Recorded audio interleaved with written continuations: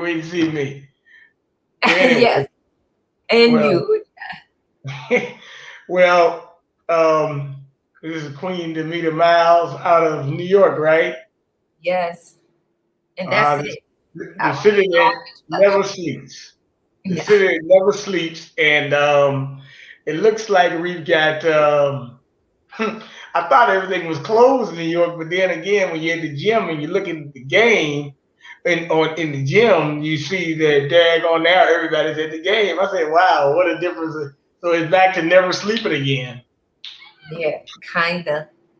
So It's still tell me, surprising. It's still surprising to see how people just fell in line, like in a place where you're supposed to do like we do it our way. Like, no, you didn't. oh man, this is Their funny. way. But but yeah, go ahead and explain who you are. I mean, I know you are. You always put some interesting stuff out there, and I said I gotta get you on. I sometimes just scroll to see the people who put interesting stuff out there, and if it links and links, and you see so much crazy stuff these days, but when you see somebody that's actually saying something, it's pretty good. So go ahead and explain who you are. I mean, I'm just what they say. I'm just a girl in the IRT. I'm just a woman who's living her life, who's paying attention to what's going on, who is concerned about my children, my family, myself, and the people around me. And I just, for a long, long time, I've just been that person to stand out and say, like, well, why are we doing this? Like, why is everybody doing this? Like, this isn't good. Like, you got to have foresight. And that's all I am. It's a person who's observed what's been going on in my lifetime and how things has just evolved into this place where we are today. And the more I dive into it, the more I see that it's a clever plan. It's been over us for a long, long time. Many, many things. It goes real deep. And the time that we're in now is just manifested. Like, you have to open your eyes. Like, this world that we live in, there's some evil overlaying it. And the world is not evil, but there's some evil that has a lot of control. It has the power to manipulate our realities and alter our moral values and do so many things. And when that happens, all of that is leading to the destruction of humanity, period. That's what it's leading to. And every pocket is being used to get there, and then there's the wars that happen between the pockets. Like, there'll be a war between LGBTQ and heterosexual people. And the reality is, be LGBTQ, be what you're going to be, but be over there. Like, don't try to tell me I have to accept it or do anything. Now, trust, I have to respect you as a human being. It's, not okay for anybody to discriminate or harm anyone, regardless of what you are. And we have laws on the books for that overlay over everybody, whatever you are. But this elite power is fragmenting things and creating little coups and little wars to have us fighting each other so we don't see the real enemy because they don't have love for the LGBTQ.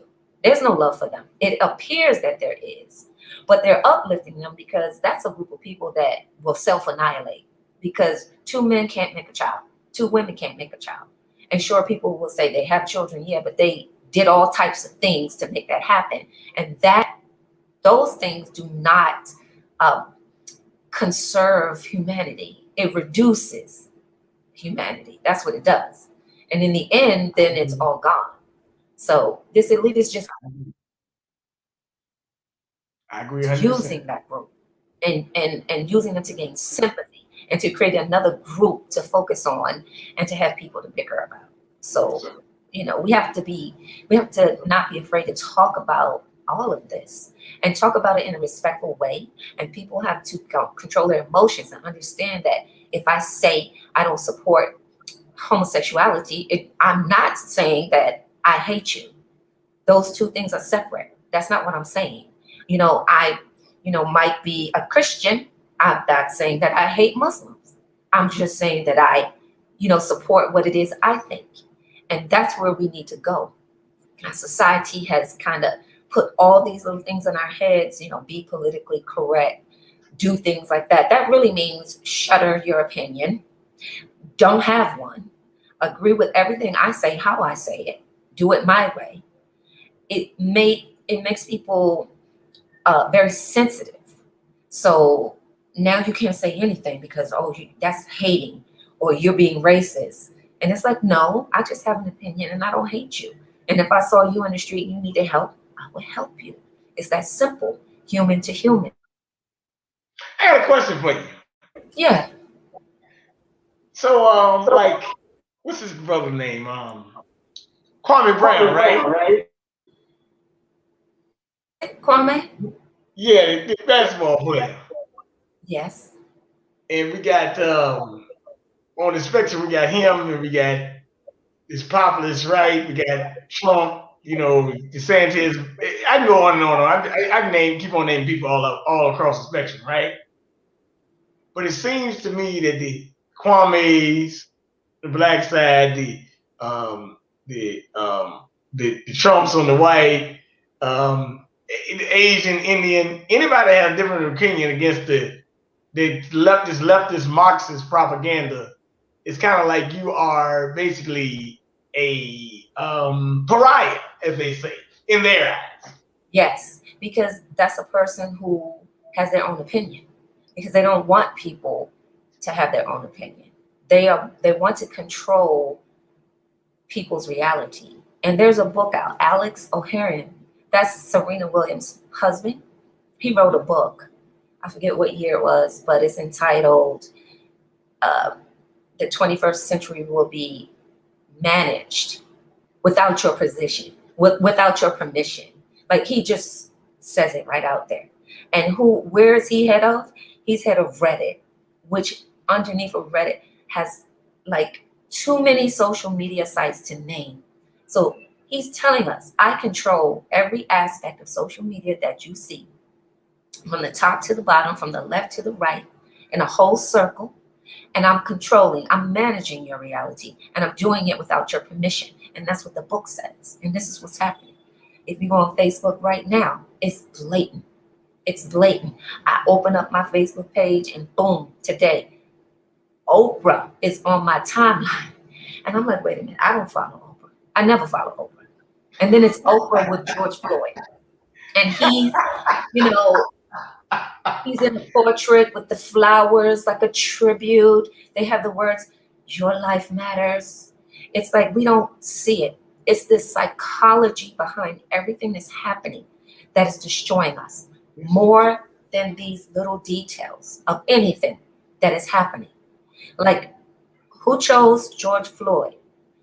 And it's no disrespect to him, and nobody should die, and the police need reform, all these things. But these are weapons. These are things that happen in society that have been weaponized to create an energy and a hate and a low vibration towards the Black community, as long as we feed into it. And people are just, being their natural selves, being compassionate and having empathy for this man. And they're also not realizing the psychology behind it. You're participating, and I'm going to go there, and you're participating in a satanic ritual to your own demise. Because when it says your life matters, it's saying your life matters to the elite. They're not saying your life matters because I love you and this is a tribute to you and I'm trying to save you. No, they're saying your life matters because I'm using you to stay alive. I'm using your energy to keep this thing rolling. And some people might be saying, you reaching, yeah, we need to reach. We need to reach. Because that's what this elite is counting on, that we will not reach and look beyond the surface of what we see. And it's been doing it to us for a long time, and we haven't seen. So it continues to repeat, repeat, repeat, repeat. We got a long list of phrases and pictures and images. Say their names, say their name. That's a chant. That's a chant of death, to your own death, when you don't recognize why it's happening, and we first have to ask, out of all the things going on in the world, especially 800,000 children that go missing in this child sex trafficking ring, we focus on this one man in Indianapolis who's doing whatever, porn star, pushing counterfeits, whatever. We found this incident to make national news, but we don't say anything about missing children, 800,000. We have to stop and think right there, like, why is that? Why was his story noteworthy to go national? I mean, they blocked out channels. We had his funeral on television, and we didn't say one word about 800,000 missing children. Not one word. And we have to ask ourselves, listen, we got to wake up. We got to wake up. We need to focus on the 800,000 missing children. And we need to be stomping our feet and taking to the streets for that reason versus this one incident. I don't hear you. Well, I was going to say about, it's mighty funny because he wasn't the only person that died on that day, and they tried to make it look like this was on the thing of the spectrum of that. Yes, there was an incident, I believe it was in Paris. It was the exact same incident. Black man under the knee of a white police officer.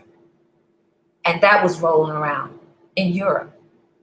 And, you know, everyone's caught in their feelings and their emotions. They didn't see it. They didn't pay attention to it. And if they did, they just piled it on to the rest of the stress that they were carrying versus saying, hold up. How is this possible? How is this possible? The same exact event is happening in another country at the same time. Is somebody trying to fool me? Is somebody trying to play me? What is going on? Because we're already very sensitive about racism, and we have a right to be, no doubt. But I still think that it's being used as a weapon, and it's being put in our minds that we go to sleep and wake up with it, and we walk outside and expect it. So then we manifest it when it's not even happening. It can be a subconscious self-oppression when we focus too much on it and are not able to see things for what they are actually happening versus everything is an attack on me because I'm Black. Yeah, I mean, but I don't think I don't think we kind of get it because we don't. Sometimes you don't realize the powers behind the throne is like a deck of cards and stuff. Um, I look at it like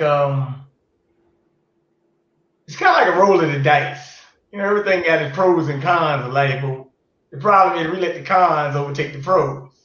Mm-hmm. And Right. then we don't sit there and think, well, wait a minute, am I being played or am I being played? Because you realize yesterday, George Floyd was at the White House, family was at the White House, right? Where's all the BLM? Oh my God, oh my God. I didn't see all these white guys out there protesting this year and stuff. You know, that was, you know, it almost like it was a movie, wasn't it? And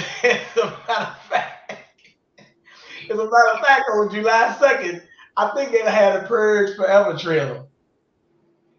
So I Listen, laugh at it, you know. there's a And movie right now or a TV series coming on Spectrum, and it's about zombies. I'm like, this is not the time to be showing anything like that. And they're making it funny to where the people are doing a Zoom like we're doing right now. And there's a woman, like you're looking at me, and she's going, he's behind you. So it's this zombie guy coming behind the person to bite him, the whole zombie thing. I'm like, that's very, very distasteful at a time where, you know, we're in a pandemic or pandemic, whatever you want to call it, and then people are taking a shot and there's controversy over that. Like, no, it's all again the psychology behind what it's trying to get us to do. Like, everything is moving us into a space to be people who have no opinions, who follow the rule of law, whatever that is, who don't have families. Men and women are not together. If you watch the movie Hunger Games and you pay attention to the audience, it's a bunch of just brain dead people in the audience that actually sit there all dressed up and watch a show where people are actually dying. people are dying in the Hunger Games, and they're like, and they're like, like, it's not real. And this is what they want to lead us to. We're all kind of doing the same thing. The uplifting of LGBT is part of depopulation, because if everybody feels like they can be that way and it's a natural thing, then go ahead and do it. They understand the psychology of people, that they will begin to act upon what they see. And years ago, people had this debate over whether rap music was making people violent or was the music violent. Like, no, music doesn't influence people. It actually really does. It does influence people. We've known that it always has. In ancient times and tribal um, settings, music puts you in a trance. So, of course, when you watch and see things, they go into your subconscious. And if you're not aware that something is manipulating you, you start acting it out and you don't even realize you're doing it. I'm about in my 50s, and Are 40 you? years ago, I okay, didn't do that. 40 I years didn't ago, do it. yeah, nobody would, you couldn't tell anybody that two men would be getting married. 40, just 40 years ago. You could have that conversation, go, no way, no way, no way. Mm-mm. And now here we are. And the people who said no way are accepting it, because it's been gradually fed. And there's a bunch of things that have been gradually fed to us that 40 years from now, we will be acquiescing to. And I'm going to say that pedophilia is one. If you watch television now, you will see numerous commercials. Hey, hold on. They getting on you. They getting on you. They said no way season the 50s. Why you don't look at Thank you. it is what it is. But it's okay. Go ahead. I appreciate it.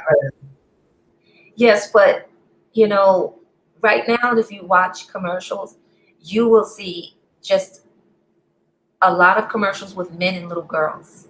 And at first, it's cute and it seems innocent. Oh, like, yeah, the father stepping in and playing his role. Yes, fathers are, you can't have a family without a mother and a father, period. That's how we all got here. No matter what you are, you came here that way. And that sustained humanity this far. So now we're in this world where we think we can reinvent everything and it's going to work out for us. I doubt that. But these commercials that you're seeing, they're prepping our mind for that concept of a grown man with a little girl. And some people might think, oh, she's reaching. No, I'm not. I'm not, because I'm in my 50s. And when I was 10 years old, nobody could say two men would be married. Here we are.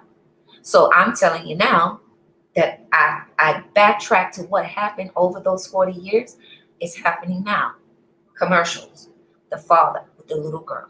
The father, the white father with the black little girl. It's all these little things that are just seeping into your subconscious to make you feel comfortable when 40 years comes from now and they have decriminalized pedophilia, turned it into an actual sexual orientation. And this is why sexual orientation has been put into this protected class. It's not there for LGBTQ. It's on a whole other level why it's there. Because pedophilia is a sexual orientation. So we can easily move into a space where now it's protected. And You then remember that DSM? You remember that DSM about 6 years ago? what was it? The DSM is like what is it? I think it's like it's like a diagnostic thing. Remember that? What was it about? Oh, they had put pedophilia in as a they took it off mental illness, but then they removed it and said it still is. But they Yeah, actually did that. They did that and then they removed it. yes, Then they got some backlash. Remember yes. that? Yeah. Because So they yeah, that's right. tested it. The Mhm. world wasn't ready, but they're still prepping us. They're prepping Yeah. us because it's there. And there have been studies from these Ivy League schools suggesting that, we should have empathy for pedophiles because it's their natural sexual preference. And I'm like, you know what? No, we've reached the end of the road. The end of the road. Like there's never going to be a time when a child should ever be touched sexually. It's already insane that we have celebrities who are parading their children around as 10 and 12-year-olds claiming that they feel like the other gender. Like a 10 or a 12-year-old really understands their gender identity. All of that is being fed by adults because as a balanced parent, you're going to tell your child at that age, you're going to continue to have talks with them and get them to understand how they were born, who they are, and get into their emotional feelings versus, okay, let's make this boy a girl. No, that's irresponsible. It's child neglect as far as I'm concerned. It's child abuse because you're feeding this child a life altering decision. There was a show, I forget the name of it, was on TLC, where they followed the whole show. The little boy, little girl, surgery, removed his genitals, and now the show is off. Who knows what's going on with that person? All before they're like 18, or like right when they hit 18. But prior to all that, they're being turned into a girl. Versus, okay, so what's the alternative? You can shoot up a boy with hormones to make him feel more like a girl. Why don't you shoot up the boy with testosterone to make him feel more like a boy? You can do the reverse. But our society is teaching us to be other than what we are. And this is what's very, very dangerous. To be other than what you are. And I'm not disputing that people feel different than how they are on the outside, but I have trust in God that those issues don't occur that often and not as it is being portrayed in our time today, that it's all over the place, that everybody's feeling this way. There are chemicals that can change the hormones of a human being. It literally can change a woman to a man and a man to a woman. And it's called atrazine. And it's in our water. It's being used in pesticides, so it's on your food. And trust me, I don't trust the government. Whenever they're giving you something free, who knows what's in it? When you go to the doctor and you get a shot, there's two refrigerators. There's one for the Medicaid and there's one for people paying insurance. Why is that? What's the difference? If it's one shot for all, why are they in different refrigerators? Why do they cost different? What is the difference? There's a difference. And these are the things we have to open our eyes to. And I think we need to learn to trust each other more, because that's part of the psychology behind why our communities fail. We don't trust each other. And that's already been done to us, right? So feminism destroyed the family structure because it made women feel less than. It made a woman who was being taken care of in a household, doing the job of a mother, that job it's not enough money on the planet Earth. Let's this comment right here. Yes. I know Tucker Carlson's racing this show last night. He showed how this leads people broken studies of showing that most teens grow out of body dysphoria. Okay, let me say something right here about that.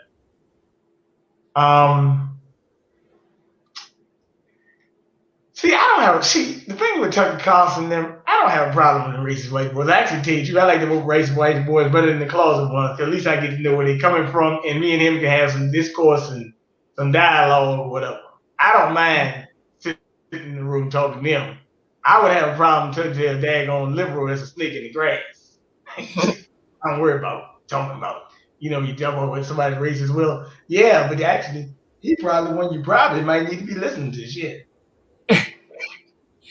I think, again, we need to look at what people are saying and their actions versus throwing the word racist in front of them. Because once you do that, you don't hear anything after that. You don't hear it clearly. Like even with Trump, right? I didn't vote for either one of them.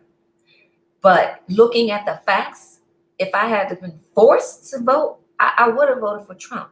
And on the simple fact of the policy, right? I had to throw him out the window.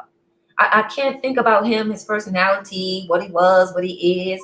I had to look at what he was doing. And when I saw that, I did not see anywhere in there where Black Americans or white Americans were being harmed. Like everything's not going to be perfect.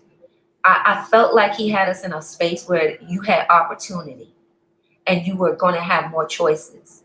And now we're in a space where we have a so-called leader that obviously is not leading, is obviously being controlled by someone else, and has just wreaked havoc on everyone. He bolstered to the Black community and has thrown them under the bus. Well, I got something to say about him, about man. Okay, I got something to say about him. Because number one, remember you just said you didn't vote? Neither did I. And there's a whole lot of Black people didn't vote. Matter of fact, to the tune of almost probably about upper 50-60% that did not even bother to vote because they just said, there's nothing in it. Look here, politics is like you going to the grocery store. When you go, you get a transaction. You say, what am I going to buy? What do I want? Blah, blah, blah, blah, blah, right? So it's almost like going to the grocery store. You're not going to the grocery store to get nothing. I hope you're not just going to walk in the store, right? Right. So what I was going to say about Mr. Biden, first of all, Mr. Trump increased his what they call demographics in every area. So I don't listen to Black folks to say that Biden won the election because if by them even saying it, they're kind of stupid anyway. Okay, and they're actually setting themselves up for their own demise. You're better off saying you didn't vote. Right. Yeah. You're claiming something that you had nothing to do with. Yes. It was clearly, it's like the subtleties of the psychology that goes on with us. And his campaign statement was, we're in the fight for the souls of this nation. It's the same thing as the title Black Lives Matter and Your Life Matter. He's not saying he's fighting for your soul to be well. He's fighting for your soul to use. That's what that means. And that's what's happening. He used the souls of this nation, meaning the Black community, to achieve where he's at now in the perception of the world.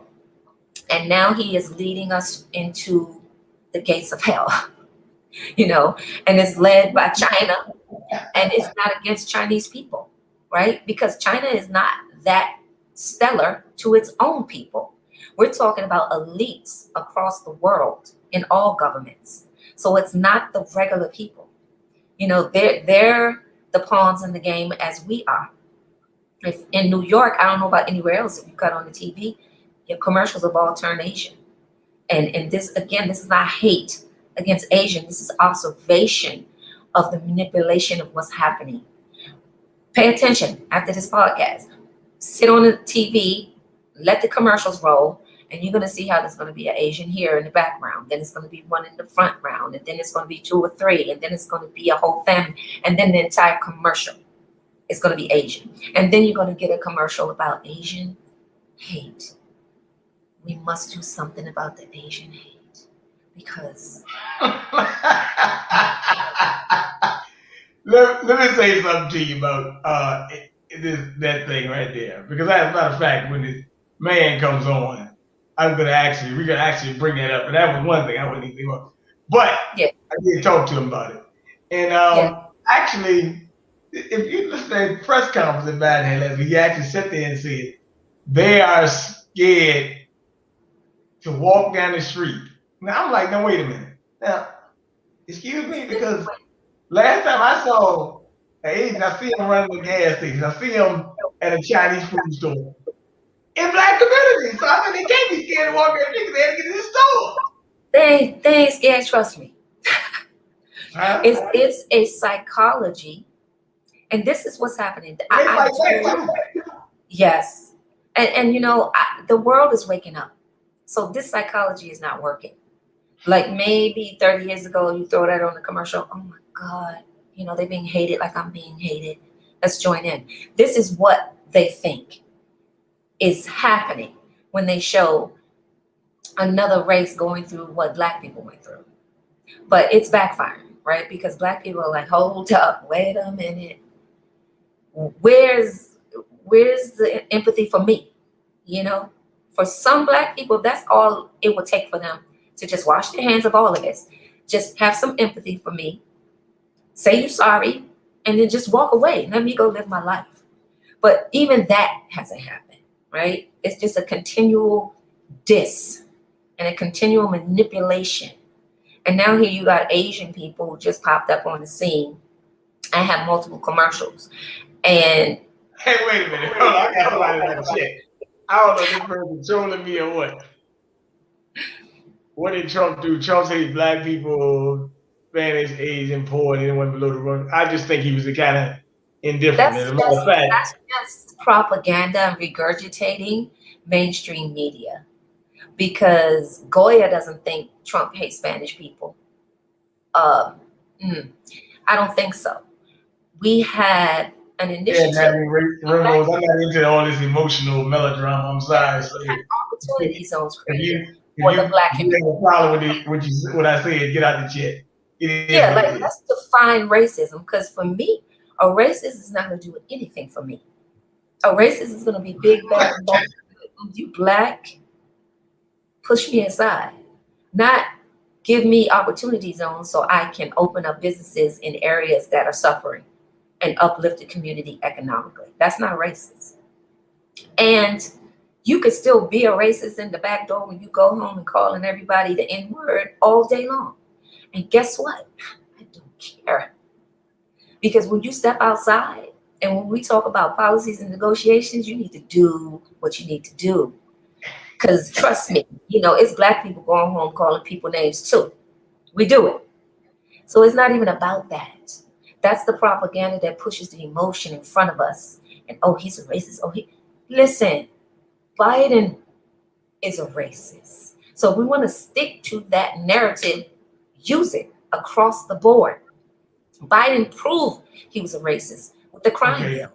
You've seen the speeches where he called you a predator and said you were sociopaths and you couldn't be rehabilitated. And when you go to prison, you need to spend all your time. And you don't need any. Hold on. This ain't no Trump platform. It's an open conversation. I was just saying that. So this is not no Trump platform. We talk about a lot of things. Hold up. Let's get that straight. Yeah, no, see, again, this is the sickness with the Trump on the mind. We're not talking about Trump. We're talking about uplifting the Black community and the psychology that keeps us self-oppressing. And calling that name is one of them. We're not talking about Trump.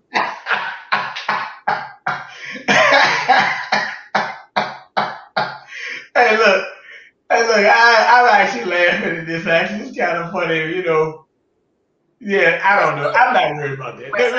Like I just said, I just had to call it out. Maybe you got somebody trolling me. I don't know. I don't care.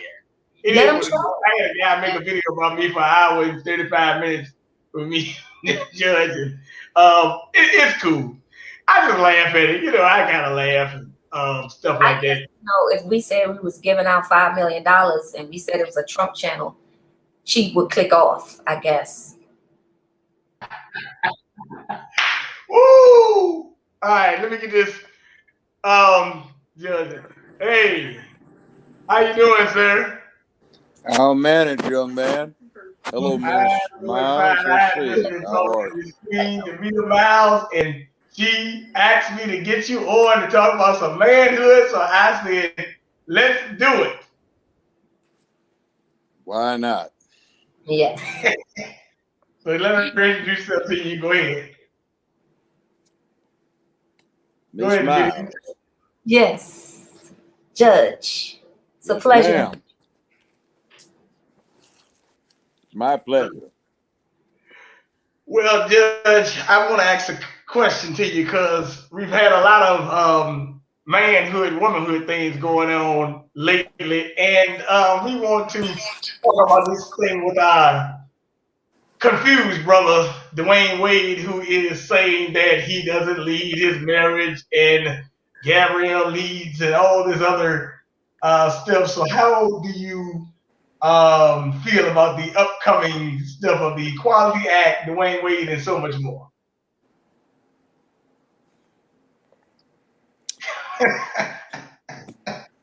A joke's a joke.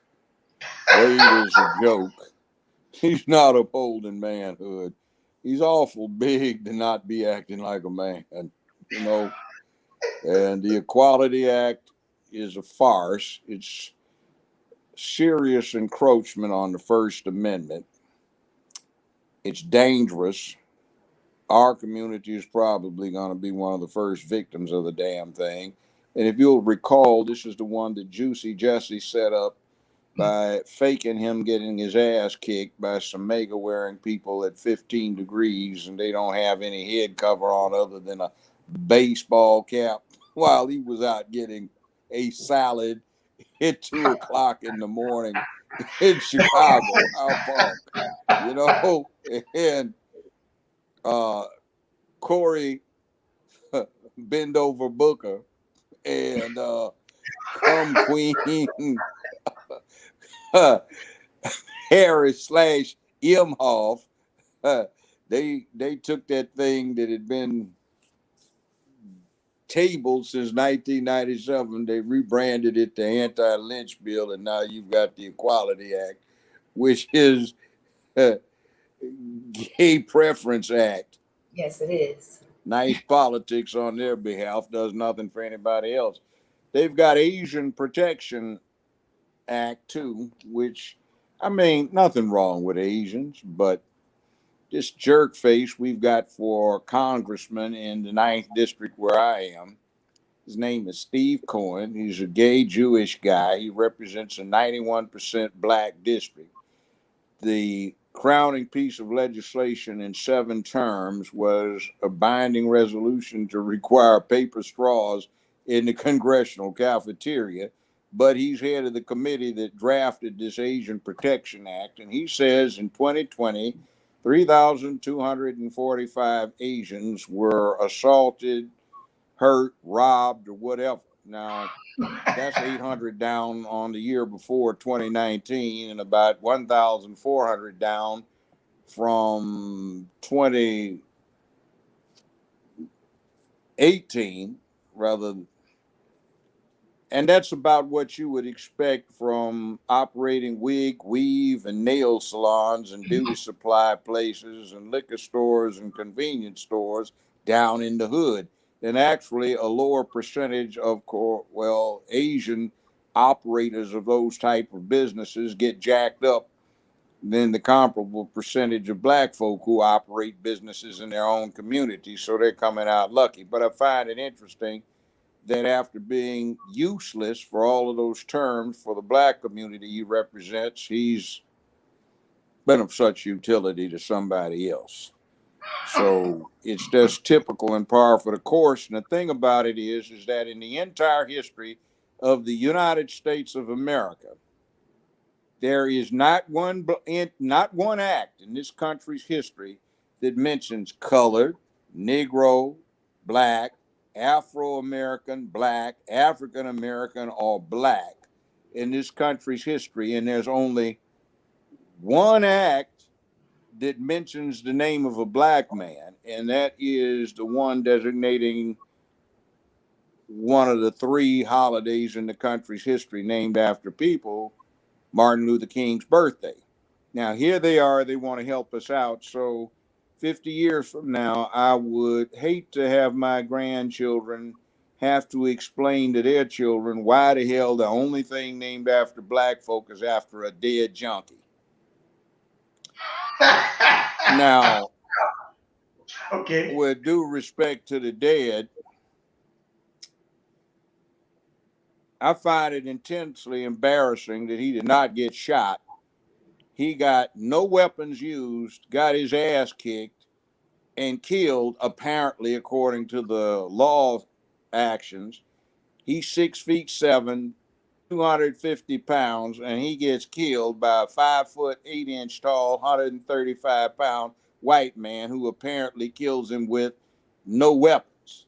Now, actually, looking at it, the one they convicted was really only an accessory, because you can't kill anybody doing what happened to Floyd, even with a near fatal dose of fentanyl in his system.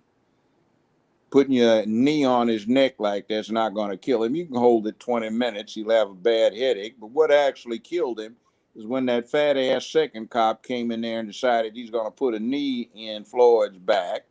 Floyd started panicking because he needed to pant to keep the oxygen going because of the occluded carotid complex in one side of his neck. So that's when he thrashed, and then two more put their knees in his back to help out. They were rookies, and that's what killed him. So the people that actually physically killed him are charged as accessories, and the person that should have been charged as an accessory is the one that's convicted of the murder. Interesting. Typical American justice when you've got an ignorant prosecutor that doesn't research his case. But they got what they got. But in any event, he had a dose of fentanyl, which causes 62% of the American opioid deaths. It's a white drug. So you got a 6'7", 250-pound black man, couldn't get himself out of being thrown to the ground by a 5'8" tall, 135-pound white man with a near fatal dose of opioid in his system and a white girlfriend in Minneapolis, Minnesota. And we're going to name a crime bill after him. Why the hell don't we name it after that poor guy that was sitting in his car with his girlfriend with a legal handgun permit, did nothing at all except perhaps an equipment violation, and is cold-bloodedly shot? Why don't we name it after him? Why don't we name it after the man who was driving down the roadway, had a flat tire, was trying to flag down a cop for help, and some cowardly female cop shot him to death in a panic? Why don't we name the act after him? How about naming it after Emmett Till, for goodness sakes, or all of the other hundreds of thousands of black folk that have been killed over the years by inappropriate police misconduct? Orlando Castile, Judge. Orlando Castile, yeah. Why don't we name it after that? Or Brown up in Ferguson, who punked out again and got cowardly and ran. Don't the mothers teach these boys, stand up and be a man? Why run? If they got you, you just deal with it, all right? Not like they're going to escape. So why don't we just generically say police reform bill? Why you got to name it after a dead junkie? And then look at the State another Department. question, Judge. Oh, why did they have to bothers go to me. the White House? Why they had to take the family to the White House yesterday? What's that? Why did they have to bring the family to the White House yesterday? Bullshit. There you go. They Well, there you raised go. the That's what I damn said. junkie. Yeah. They raised the junkie, and they got their $28 million, which was a chicken chain settlement on this thing. Okay, Judge, do you see this? The cop who shot Fernando Castillo, well, they got a name wrong, Shaq, but was an Asian cop. Yeah, well, okay, fine. I got that. Many pictures of Asians jacking up black folk, but they get a protection act, and never in the history of the country has there been anything to protect black folk. Doesn't mention black folk. It's used for everybody. The Irish have a special bill, the 1878, a joint resolution of the House and Senate, that declared them to be white people. Before that, they were known as non-white. The Italians have something mentioning them. Native Americans have something mentioning them. Everybody in this country has got something mentioning them except black folk. My opinion about it, I'm at a level where it's not important. We got to focus on other things. I think it's a lot of psyops around us. You just describing this 6'7", 250-pound man just lying on the ground doing nothing. The black men that I know, that would have never happened. They might have gotten killed, but they would have taken somebody down with them. Yeah, that's the point. What is, like, I'm questioning the psychology behind everything I see. And I'm questioning it, is it even real? Because what is it doing? What is it doing to our community? It's making us feel sick and frustrated and paranoid and afraid. It's diminishing our vibrations so that we don't understand like who we really are and what our power really Why is. are we? May I ask you a question? Why are we feeling afraid? People, I have people on my timeline saying, as a black man, I'm afraid. Don't shoot me. Wearing t-shirts. Well, I mean, do you And do everything because somebody that's what they finds do. out? I That's what mean, they do. why are we worried about punks? Let them get killed. We Be shouldn't be. Fred. Get your I ass agree with somewhere you. else and man up. Look, That's right. look, look. We lived in Africa. Ooh, Lord. Do you think all the black Africans who lived near the Serengeti went and hid in a hovel because they have Simba roaming around out there loose? Or did they deal with that adversity that has teeth, Ooh. 450 pounds of mighty muscle with an appetite for people for breakfast, lunch, dinner, brunch, midnight snack? So these Negroes Definitely. around here have got white supremacy as a boogeyman and they all go hide and think they can't do something and they are afraid. Damn that punk stuff. Man Right. the hell up. Yes. We need to speak more in that line. And we need to speak about black privilege versus white supremacy. Because when the white supremacy comes out of your mouth, you're uplifting, you're giving power to something other than yourself. So it's true. And as I go through my life and I find out my history is right here in America. And there's no disrespect to Africa. And right here in America, indigenous black people fought for their land. And the stories have all been convoluted. I recently did research on my family. My great great grandfather, James Henry Chapman, died in the Battle of the Crater in the Civil War in Fauquier County, Virginia. Way to go. Yes, and we lived in a place called Mattawoman, Maryland, which still exists. And the Mattawoman people lived on the western shore of Maryland. And he died, he was born in 1840, and he died in 1864, 24 years old in the battle. And he was a Union soldier. Yes, he was fighting as a Union, but he was fighting for his land as well. And all these tribes, I admire that. He was 12 years yes, older than my grandfather, who was born in 1852, not a yes, slave. yes. My Man, parents were born in freedom's up. 19. Yeah, but see, black folk do stuff. We don't all have to be worrying about and eating slave food and all this other stuff and moaning and crying about white supremacy. Stand the hell up and act like a man. Yes, I agree. This is the narrative that needs to be spoken because we are men and women, and our black men are strong.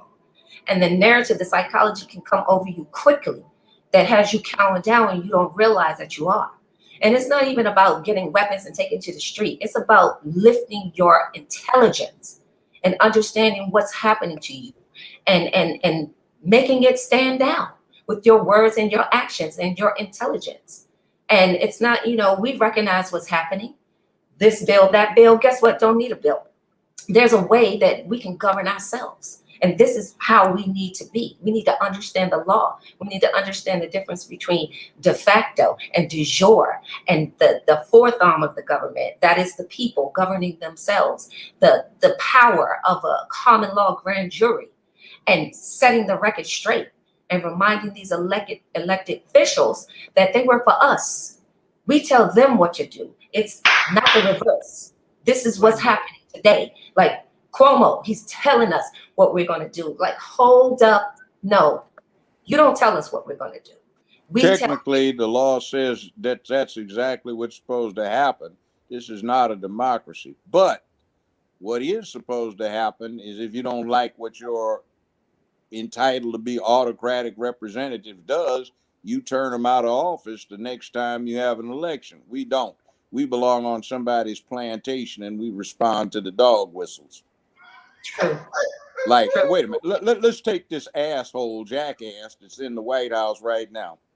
He's been a low down racist dog for the last 50 years. Campaigned as a racist. I actually heard him make a campaign speech when he was starting off running for U.S. Senator in 1972. He had Strom Thurmond on the podium with him, James O. Eastland, John B. Stennis, Byrd, every racist you can think of. Even George Wallace wheeled himself in. And what the hell did we expect when you elect the long-term racist? We talk about the 94 crime bill. Damn, that wasn't even the bad one that he participated in. The 91, the 89, the 87, the 81, the 79, and the 77 crime bill. And then the one back in 1981 that made 10 rocks, which at that time was about $60 worth of merchandise, get the same sentence as $60,000 worth of cocaine if it was powder. See, yeah, let's get on it. But all of a sudden, oh my God, he hasn't done anything for black folk. I don't know what happened. Why did I vote for him? Well, you damn fool. Didn't you get what he was doing to you to begin with? Or where have you been? Yes. And by the way, about going back to Africa, I actually had some African roommates 55 years ago when I was in college.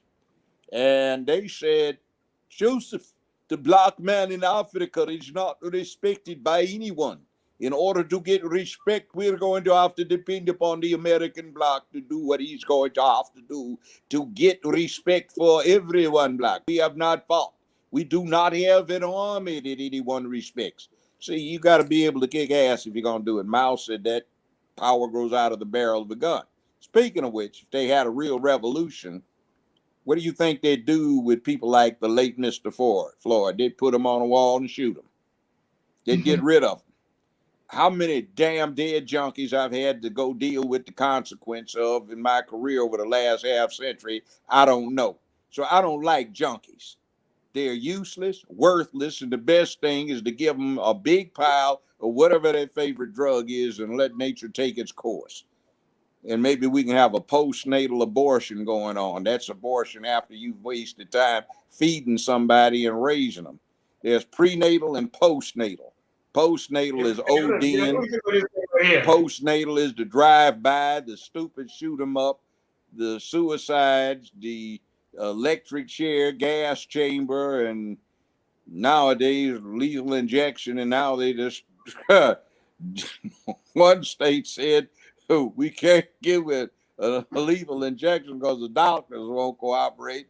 So if you're sentenced to die, you have your choice of firing squad or hanging or the electric chair. So she got a question for you, Judge. you know, who are we going to vote for? What's that? Eliminate the two evil and vote again in 2024. You're not voting for what you do, see, the political thing is that black folk don't understand is sometimes just to be ornery and throw everybody off, you vote for the not lesser of two evils. You vote for the evil. That way you'll be able to see what you're really dealing with. That will, what you say, heighten the contradictions. So you don't vote for the party that counts on you every now and then just to throw them off. Like, yeah, you think you had us. Now, how about that? And when you do that, the other party says, oh, we got these people. Oh, wow, let's go try them again and appeal to them. Somebody's saying selected, not elected. That's my phrase. I've been using that. There's a whole lot of that going on. And one thing, it's like this James Earl Ray case I was the last judge on. Why was the state so damn obstinate about preventing the truth of the matter from coming out? You know, they didn't want it. It's like this. Why don't you want to find out whether this was a fair election? They've got a bill out. Well, not a bill. They've got a law that's been on the books since 1877. It's called Confidence in Election Act. And what it is anytime there is an election, national election, that raises issues of confidence, there is a 15-man committee that is to be appointed. 5 representatives from the House, 5 senators, 5 members of the U.S. Supreme Court. And their task is to take their time having a careful audit of the electoral results and the election of the electors so that the confidence of the public remains high. That, oh no, we can't do that because it's obviously, according to this truth asset, Associated Press, it was a fair election. Damn that. Or how about let's think about things that we don't. I'm not saying in favor of Trump, but what is Trump supposed to have been doing? He incited violence. Well, did anybody read that damn First Amendment that says you have a right to assemble publicly to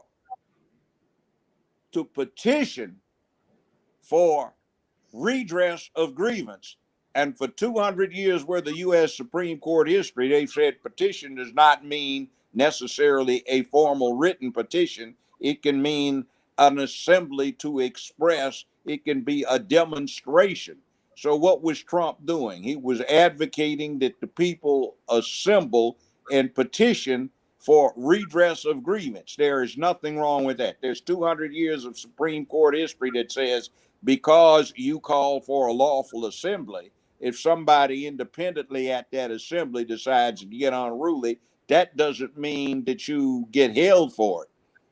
But look at Maxine Waters. She's actually saying if you see somebody with a mega or an elect Trump bumper sticker, break the car windows. That's an incitement to violence right there and breach of the public peace. That is criminal. She says if you see someone with a mega hat, spit on them. That is criminal. She says if you see property with any destroy it. That is criminal.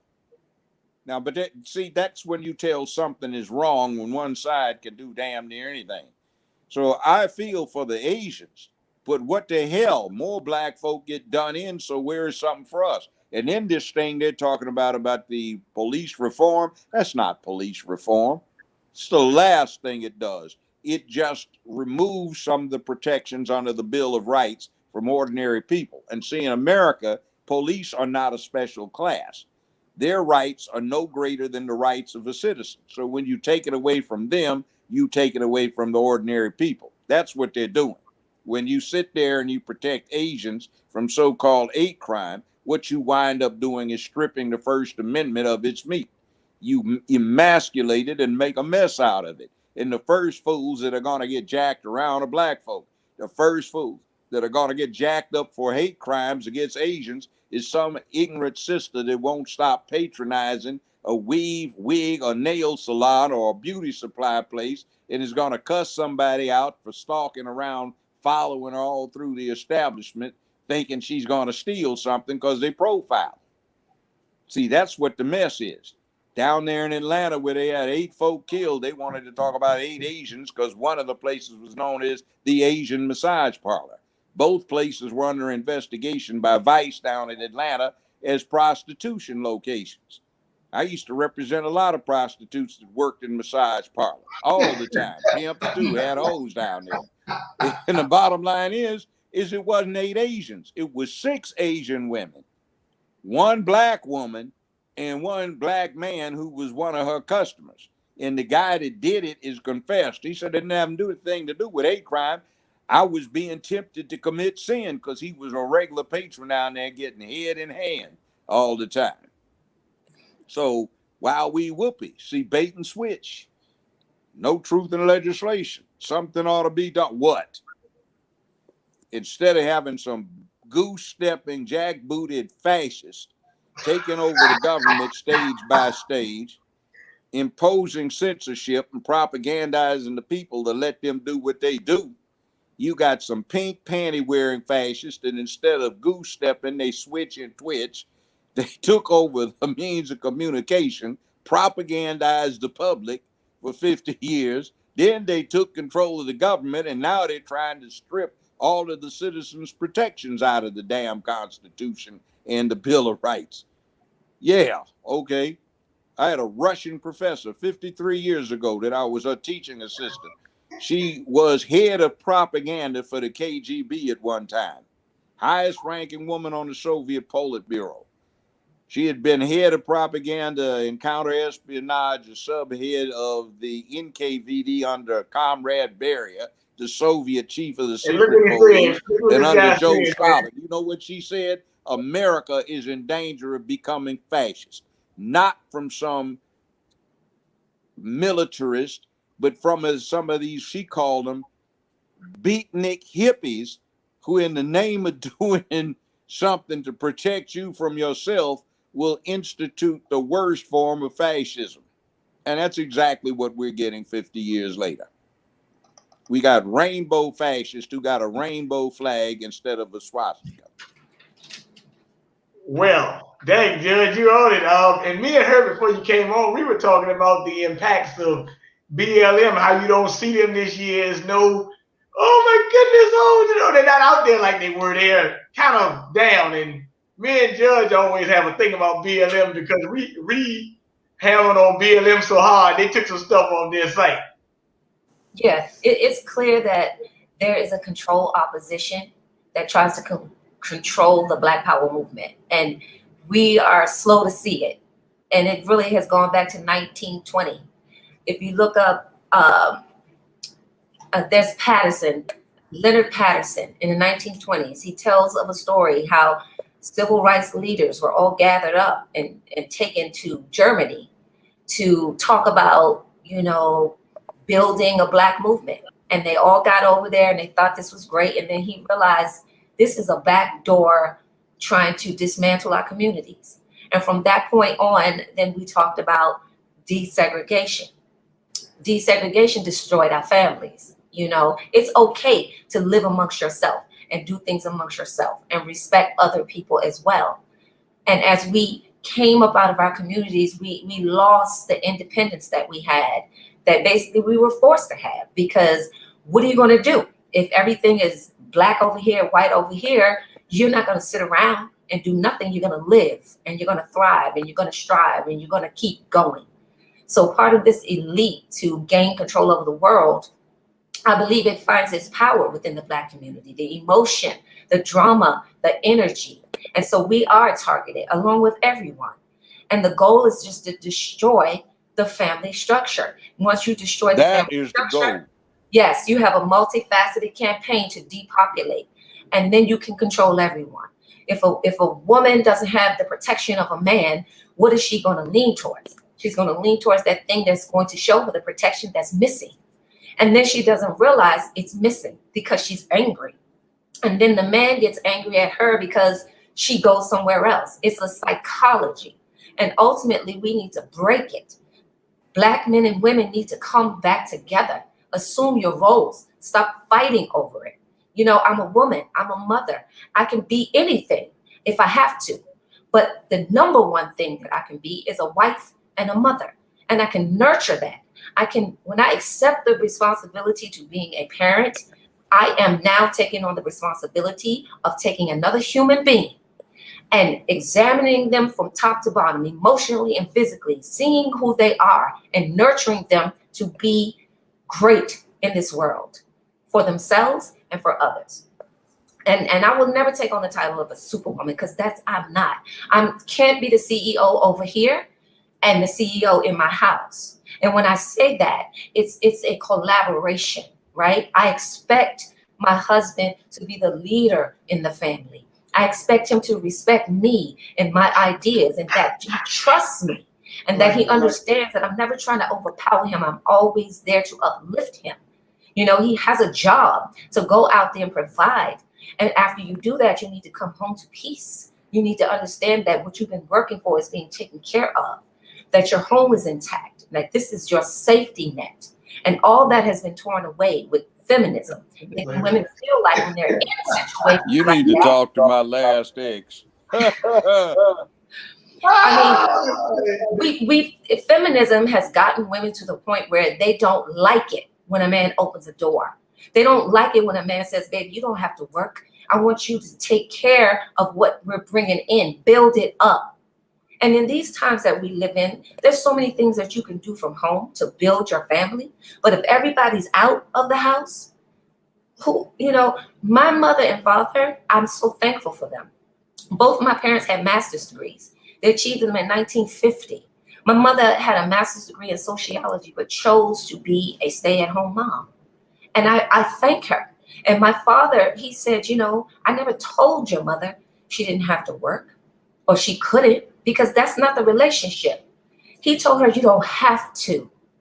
And then he said to her, because who's going to take care of our children? And that's the key. The daycare center is not taking care of our children. We have been convinced that that's what we do. We go to work, we drop the kids off, and that's taking care of them. No, it's not, because the daycare center is raising your child. You're not. And in a world that we live in today, there are people that are about the age of 35, 30, that don't know how to cursive right, because they're not teaching it in school. Because the kids are in a daycare and mommy and daddy are working for that money to stay in that 7-bedroom house that you really don't need. You know, we got to Mm, reprioritize. mm, We have to mm. reprioritize, put our Love it. family first, not these things, all these things that drag us away, and things that make a man think he can't maintain a household just by himself. Yes, you can. Because if you have a wife that's about your life together and not worried about red bottoms and Gucci, then you have a family. Because nobody needs to be out working for red bottoms and Gucci. You need to be working for food, Whoa. Take it, education, okay. land, growing your own food, understanding how to build your own house. You know, I went to college. I went to Howard University, proud of it. But at the same time, you know, you could be an architect and you know how to draw the house, but if you don't know how to build the house, then what good are you really? You know, I can't live in a house on paper. We need to know how to build one. And this is the communities that we need to start building today in order to have some sort of independence and control to the point where we don't need a black bill because we take care of ourselves and we protect ourselves. That's the Second Amendment. We have Okay. a right to that. May I Judge, offer one Judge, you liking observation? this, huh? May I offer one observation? Go ahead. Integration is not the same as desegregation. I went through that where they were telling you, even it's not private property, it's public land. You can't go there because of what you are. You can't use that because of what you are, but I can because of what I am. And I was too small to do much about it, but my attitude now is hell no. Uh, Walk softly and carry an effective gun, and that changes the equation. By the way, I think there is something new afoot. For the first time in this country's history, every race of people has something in common because we're all human. And humans have families. There's manhood, womanhood, and childhood. And there's some degenerate,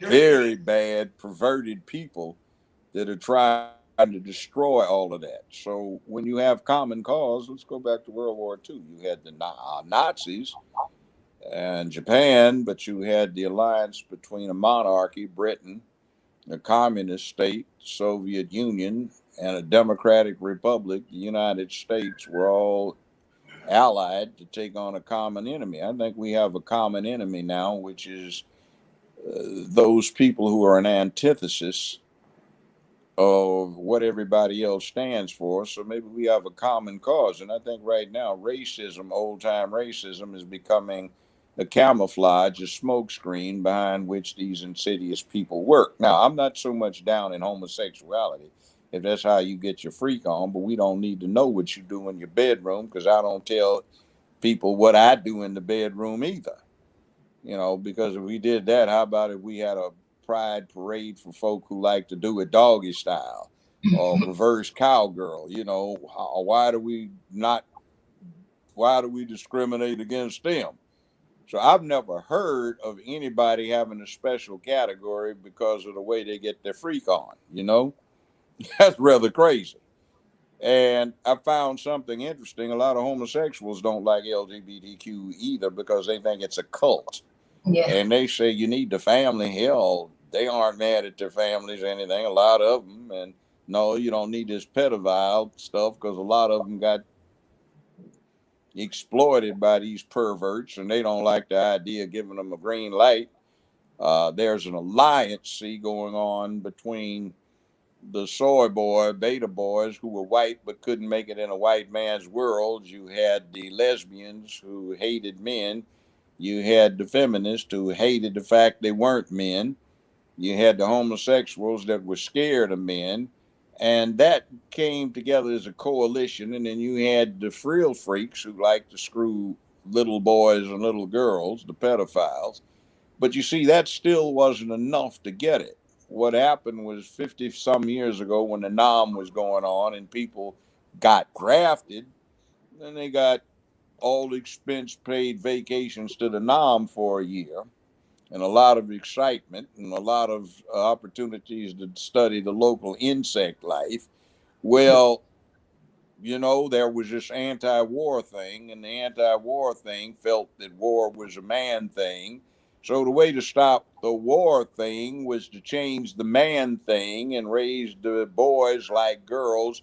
So when they grew up, they would act and emote like girls. I think the mantra was men need to learn to express themselves, to emote, to cry, to shout, to let it all hang out instead of being so uptight and under self control and letting all of this hostility and aggression build up until the point where we have war. Oh, give me a break. So, boys and girls had unisex child clothing, rearing hairstyles, toys. Boys were no longer supposed to play with cap guns, water pistols, and were supposed to be happy playing dolls in house. Doesn't work out. But anyway, that's what they've done. Now, in the intervening 50 years, they've kind of dropped out of the picture because nobody's drafted and nobody's paying any attention to anti war. And you got the feminists asking for something that they need to shut up about. They want to be in the infantry and in the slit trench instead of staying at home and inspiring the troops. They want to be in there and hold the troops down because everybody else trains with an 80-pound backpack, but they can't because they can't hump it. Plus 30-pound M249 and M240 with 250 round belts of ammo, one over each shoulder for a total loadout of 120 pounds, which is as much as they weigh. They can't hump that. So, but they want to. But you see, that coalition is baking up because they got the freaks that the drag queens want to go out and they fail because they can't make it on the varsity. So they go play against the girls, and all these feminists have been trying to get girls' sports for so long. And now you got some boys coming in who are failed boys and still whip up on them. So it's bad all the way around. Now, somewhere in here, we can knock this coalition out of the box because the statistics are on every study they've run is the LGBT bunch is slightly less than 5.6% of the American public. That means 94 plus percent of the American public ain't that way. Amongst those who are 55 and over, the statistic is about 1.5%. People talking about let's turn out the young youth vote. No, I leave them at home. They don't need to come out. They don't have any stake in this. They don't have any bills they have to pay. They're 18 years old. They're staying with mom, usually. They don't have a steady job. They don't have any dependents to take care of. They don't have any reason to learn what's going on. And as far as that 18 to 25 crowd, 16% of them are LGBT. They've been getting their freak on. And also, interestingly enough, the statistics are in uniform agreement on that. There are more boy virgins 25 and under than there are girl virgins. The boys can't even get any booty. Excuse me for saying that. That's why the sorry jokers are out there giving up booty instead of getting it. So, I mean, it's really disgusting what's going on. Like, let's take another tale. Tell you about a lie told long and loud enough. You got the Aryan nation, the Aryan brotherhood. You had Adolf Hitler talking about the blonde haired, blue eyed Aryans. That's how we think of Aryans, right? Blonde haired, blue eyes from the far north. Well, anthropologically, they're known as Indo Aryans, INDO hyphen Aryan. You know what they look like? Not No. blonde haired, not blue eyed.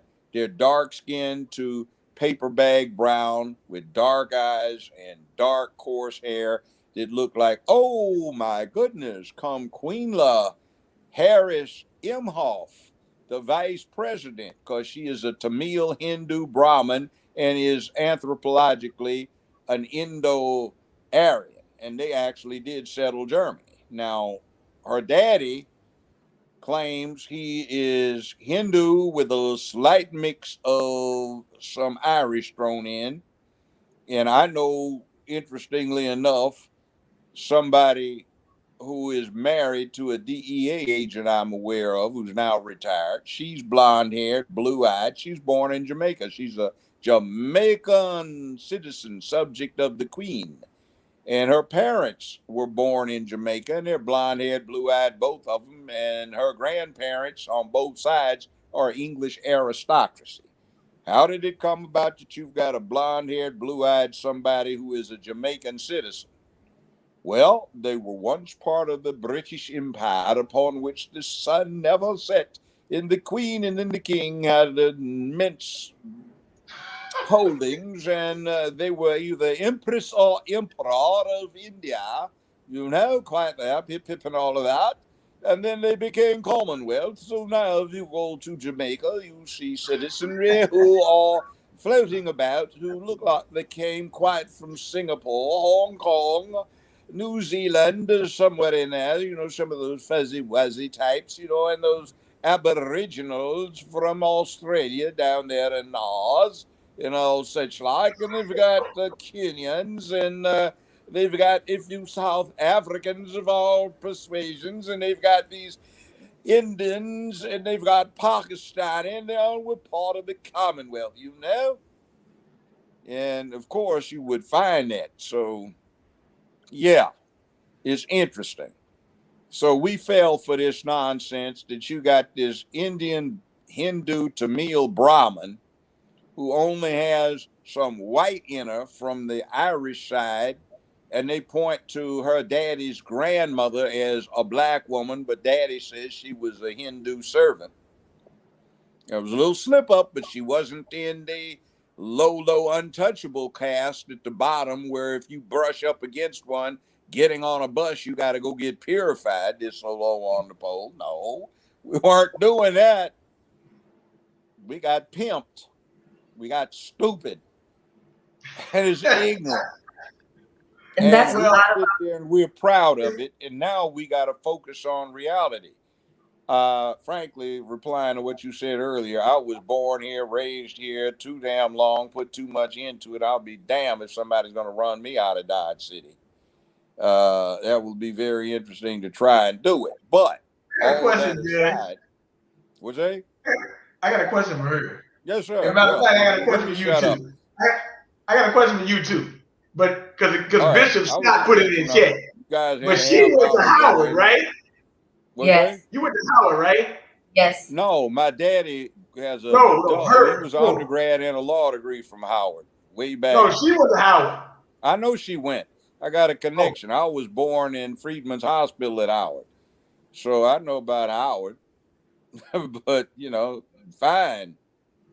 Well, no, I was just saying they probably have more white folk and gay folk at Howard than they got straight black folk, but that's another thing that's coming around. I looked at something that I was astonished by. Somebody tried to embarrass me and sent a picture of somebody with a pink suit on, spike heels, open-toed shoes, Alpha Phi Alpha. In my day, when I was an active young brother, we would have beat his ass and stripped him of all of his paraphernalia. And that's because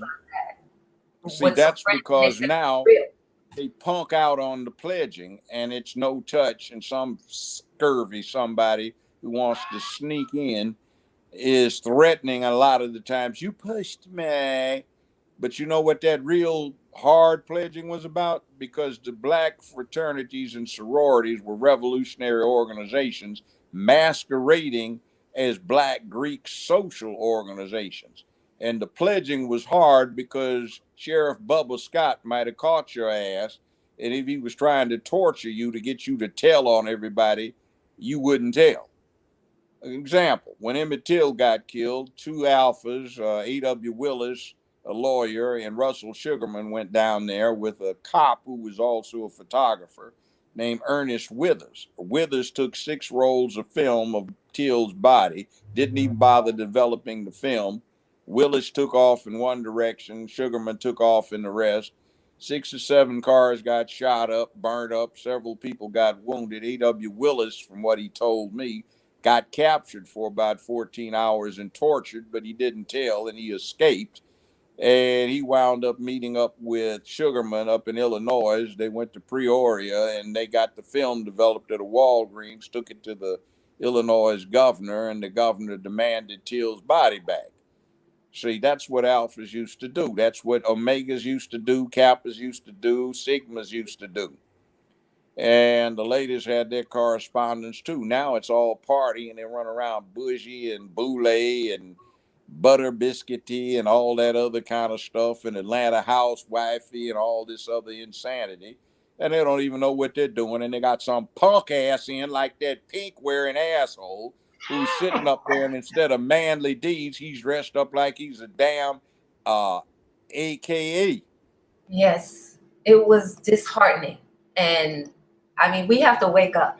I think part of our, our issue in our community is wanting to belong and wanting to go along with the narrative. And that's what that is. Like, we're going to try to rationalize it, but we have to stick to our morals and our principles.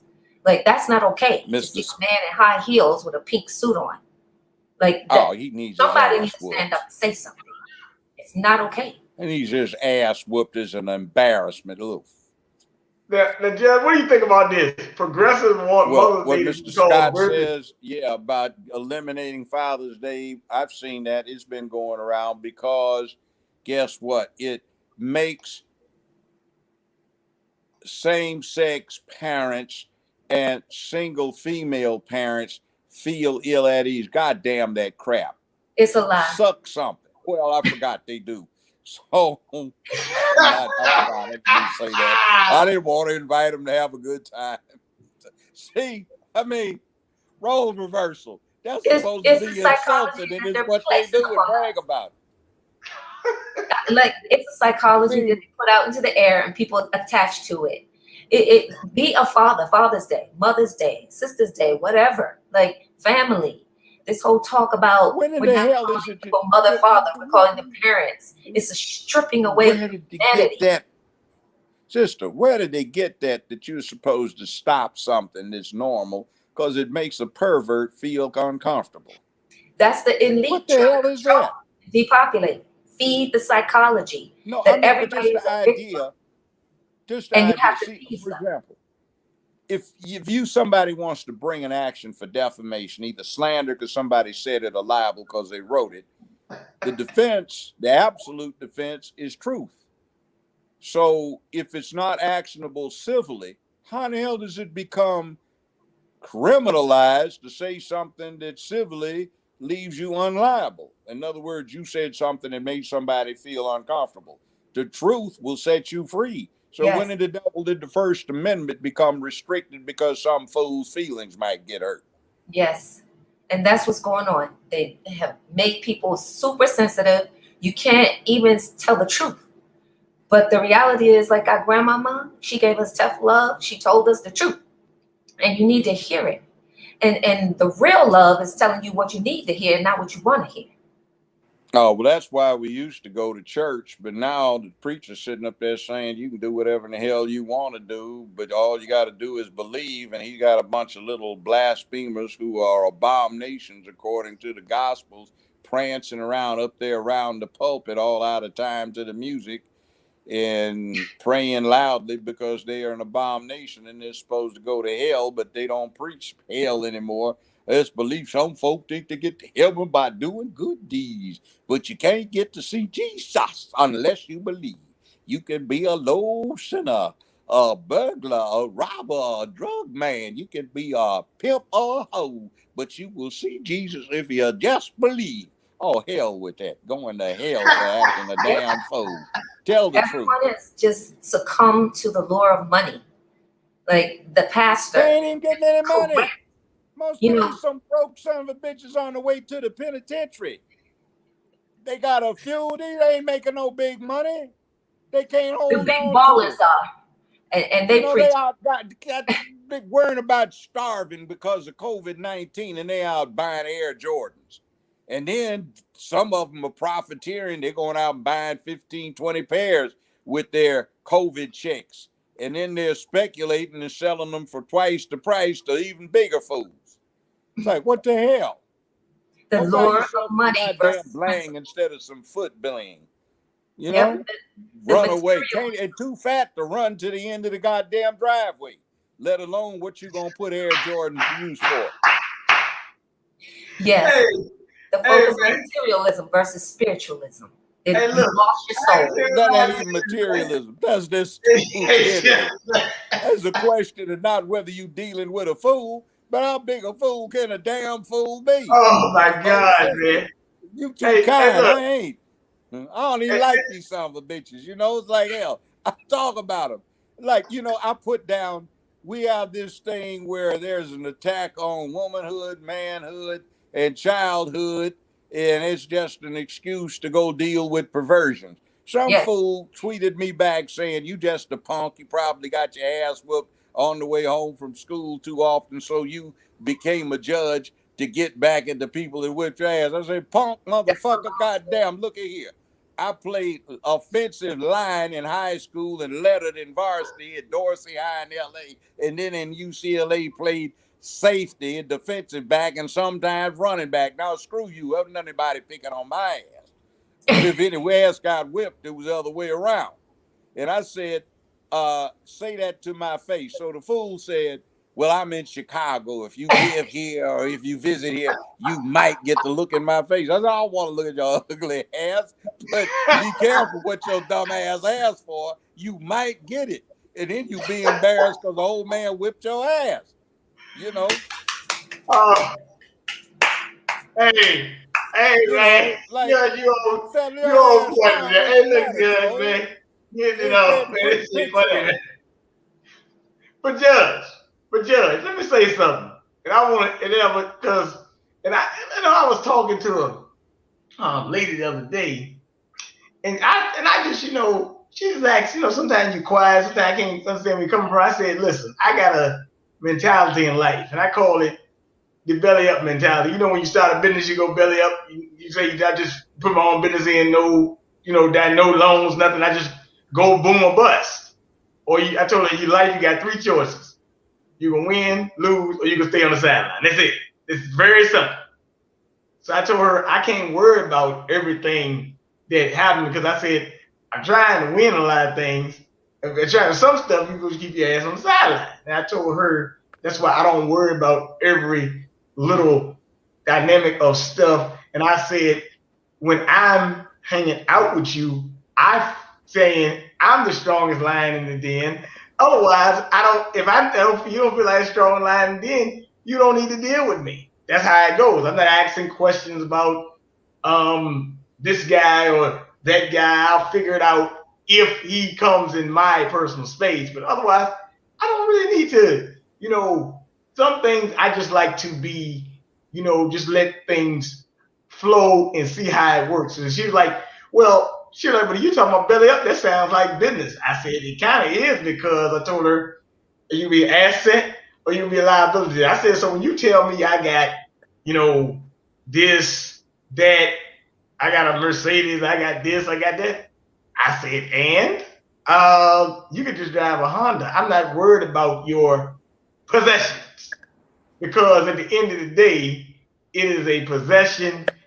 And I think that in a context that, like she was saying about a stay-at-home mom or whatever, I would rather your wife or something run my business from the house while I'm out there doing stuff, yard work or whatever. Now, like I said, I cannot stop you, but I am not going to force you to do that. And I think that's Look, the point. Like look. I Mrs. know. Miles, with due apology, you women don't know what you want. My ex when she decided to part, the last ex I had, she said, "I'm leaving because you took such good care of me that you did not allow me to have an incentive to do what I could have done otherwise."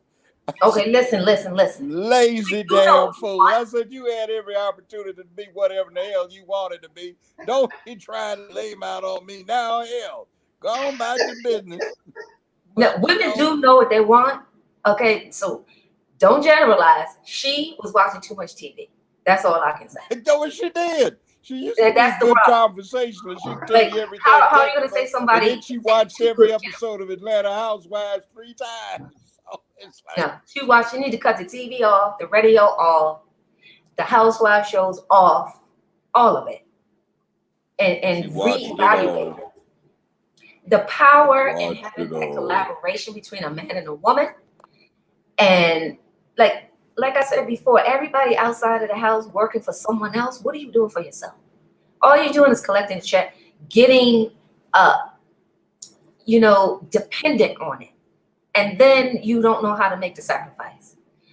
Our priorities have been just skewed. Like for a woman to say, I'm leaving you because you're taking too good of care of me, that's ass backwards. Of And that's course it foolish. is. And I'm gonna speak for women who don't think like that. I can tell you a There's lot. plenty of us. And I would just tell every man, Oh, I know. sweep through them real quick in the beginning.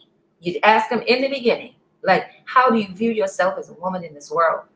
And how do you view a man? My father was Leo Miles. He played 2 years with the New York Giants in the 50s. He dealt with, you know, segregation. He was an official in the NFL for 29 years as a headlinesman. He officiated 3 Super Bowls, 2 Pro Bowls, plenty of playoffs. This was a man who did what he loved to do his entire life, despite everything that was going on around him. And that's a man that I revere. He respected my mother. He took care of his family. He's still taking care of this family today. And he died 25 years ago. Because that's what men do. And that's what women do when they create a family. They create a support system that lasts for generations. And thank God for my father. And I tell other people about him because I know everybody wasn't fortunate enough to have a father in their life. But he is the example. Well, I have I 2 didn't have any sons. children with the. Like, I they're didn't have going any to be children men with the that's going to last take wife. care I of did with my first one. My Say that first again. wife. I didn't have any children with my second wife. She had some miscarriage situations, but the first one, she was a special woman. She'd been a Catholic, and she'd been of such service to the Catholic Church that one pope granted her dispensation for all sins she'd ever committed, sins she was committing now, sins to be committed in the future, absolved her of purgatory, do not pass, do not go to jail, whatever, get out jail free, go directly to heaven. She had provided so many Catholic priests so many opportunities to practice their exorcism techniques. They never quite got the demon, but they got a lot of practice. She's a lazy heifer, a lazy heifer. I mean, honest to God, she had a special talent. If she walked within 10 yards of a weed in any condition, seed, seedling, or full grown, it would wilt and die. And this thing about no pesticides, no herbicides, she could have made a fortune walking up and down the plowed roads in Mississippi to kill off the weeds for this so-called health food that they have at Whole Foods now, or stuff like that. That lazy heifer would not make the money. She could have been rich. She's Y'all is still a funny. broke Hey, look, ass, hold on, no guys. No, good we're scoundrel. not going to be on here talking about people. Oh, that woman is a piece of work. But I've been divorced from her for 30 years. So anyway, it doesn't matter. She's a sneak. She still tries to run hustles using my address. So, I talk about it. I don't like her.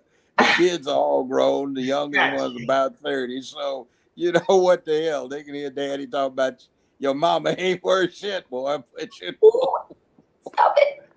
yeah, she ain't worth shit. Wait, listen. Really? Wait a She minute. has Wait, a. wait, wait, wait, wait, wait. I got Her, you. my ex-sister-in-law and I still get along fine. Ex-sister-in-law took a medical retirement from being the international executive vice president for one of the biggest corporations in the world. Her brother is a senior captain, airline pilot flying on an international route.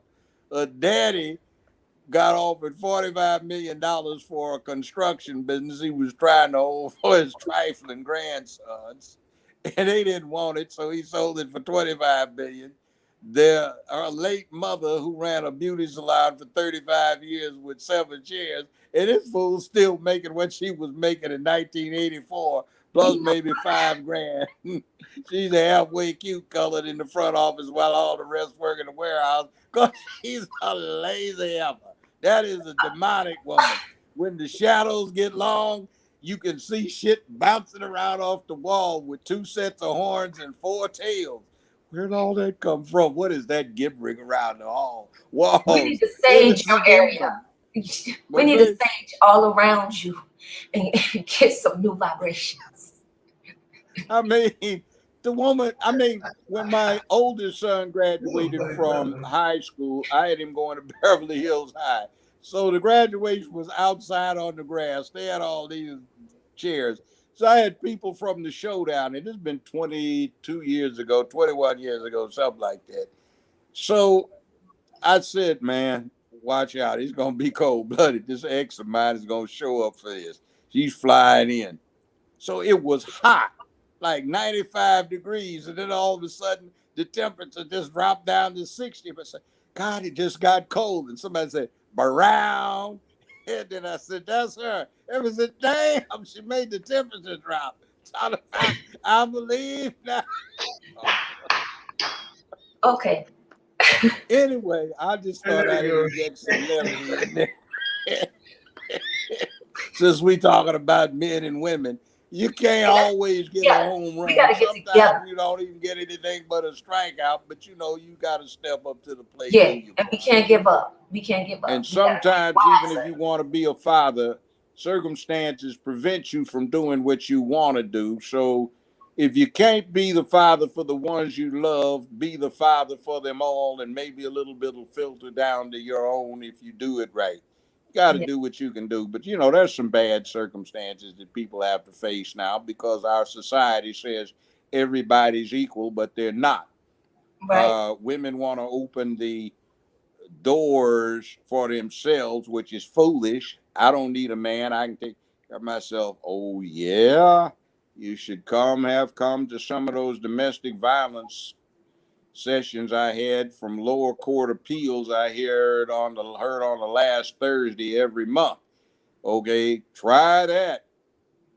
And We do yeah, need each other. Men and yeah, women you do. need each But other. you see, they don't get it because they have bought into this stuff, and there's this important factor that black folk are lapsing back into as Yes, a result of this rainbow stuff, and that is self-hate. In yes, the 60s, we conquered that.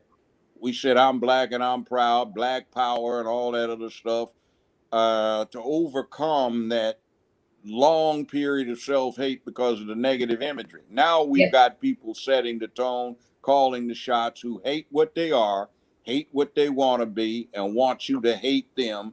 That sour grape thing, they can't be what they want to be because they're crippled. And what happens is rather than try and compensate for it, they just want to destroy it so it doesn't exist as a contrast to how pathetic they are. Now, like I said, I don't give a damn what you do in your bedroom, but when you want to bring this crippling shit out and force it down the public's throat, well, you can't force somebody to take regular heterosexual instruction in a public school. You can't do it on the job. You cannot teach a religion in a public facility, in a public school, or in a government job, but yet you can take this perverted secular religion and you can force the children to absorb it and force it down their throats, and the parents can't object. You hit the government to enforce your doing it. And by the way, have you seen this stuff where all over the world this last week, the BLM flag has been flying next below the American flags at all of our embassies Yeah. and consulates? And this idiot in the White House, jackass Biden, and boy, uh, they are talking about they endorsed BLM standards, destruction of the nuclear family, destruction of cisgender privilege, meaning straight men and women in the family, where yes, they are a queer affirming network for children to be allowed to make their own decisions, which is a slant off of pedophilia and NAMBLA, North American Man Boy Love Association sickness. It's gotten crazy. yes. It's crazy. It's absolutely absurd, and it's time for us to wake up. That's the job that we have. We have to get our heads out of our emotions, stop watching the TV like it's a trend, research what this government really has been, the psychology behind it all, and uplift ourselves. Period. We had the Here's one. power. It's like I got a Dorothy question for you, with Judge. the hills. We had the Here's power the whole time. amen, Ms. Miles. Here's one I love. I got 2 weeks ago. Somebody said, old Fred, she's real grown. Her granddaughter's grown. Granddaughter's a silly damn fool. Um,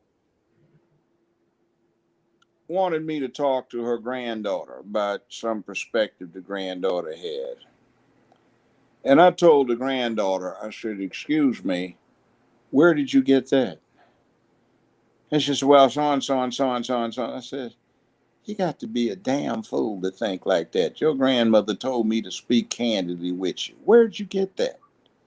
Tell me where. And she didn't even understand what I was talking about because she couldn't get it that it was not normal to think like that. Yes. It's like, what the hell do you mean you don't want anybody to help you because you don't need it? Your ass is broke. You're begging off of your grandmother, your granddad, all your aunts and uncles. You ain't doing a goddamn thing for yourself. So what is it where you suddenly become somebody who has got such a firm foundation on success in life? And you don't want anybody to help you out because you don't need it, but yet you beg for it. That doesn't make any sense. Yep.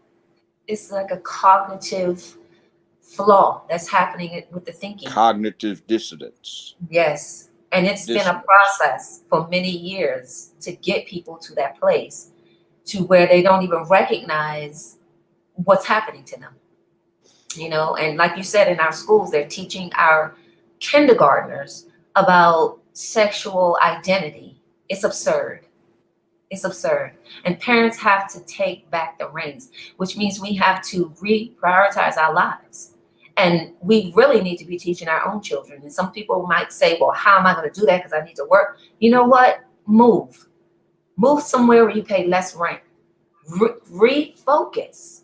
It's not about the money. Yes, we need it. And even money is changing as we speak. Everything is changing. And we have to change. If we don't, Okay. we will become part of the system.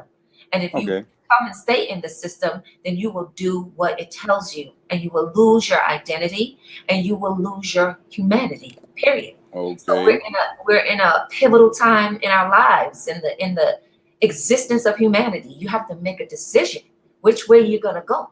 You're gonna keep your soul, or you're gonna give it away. Period. Okay. Let me give you an example.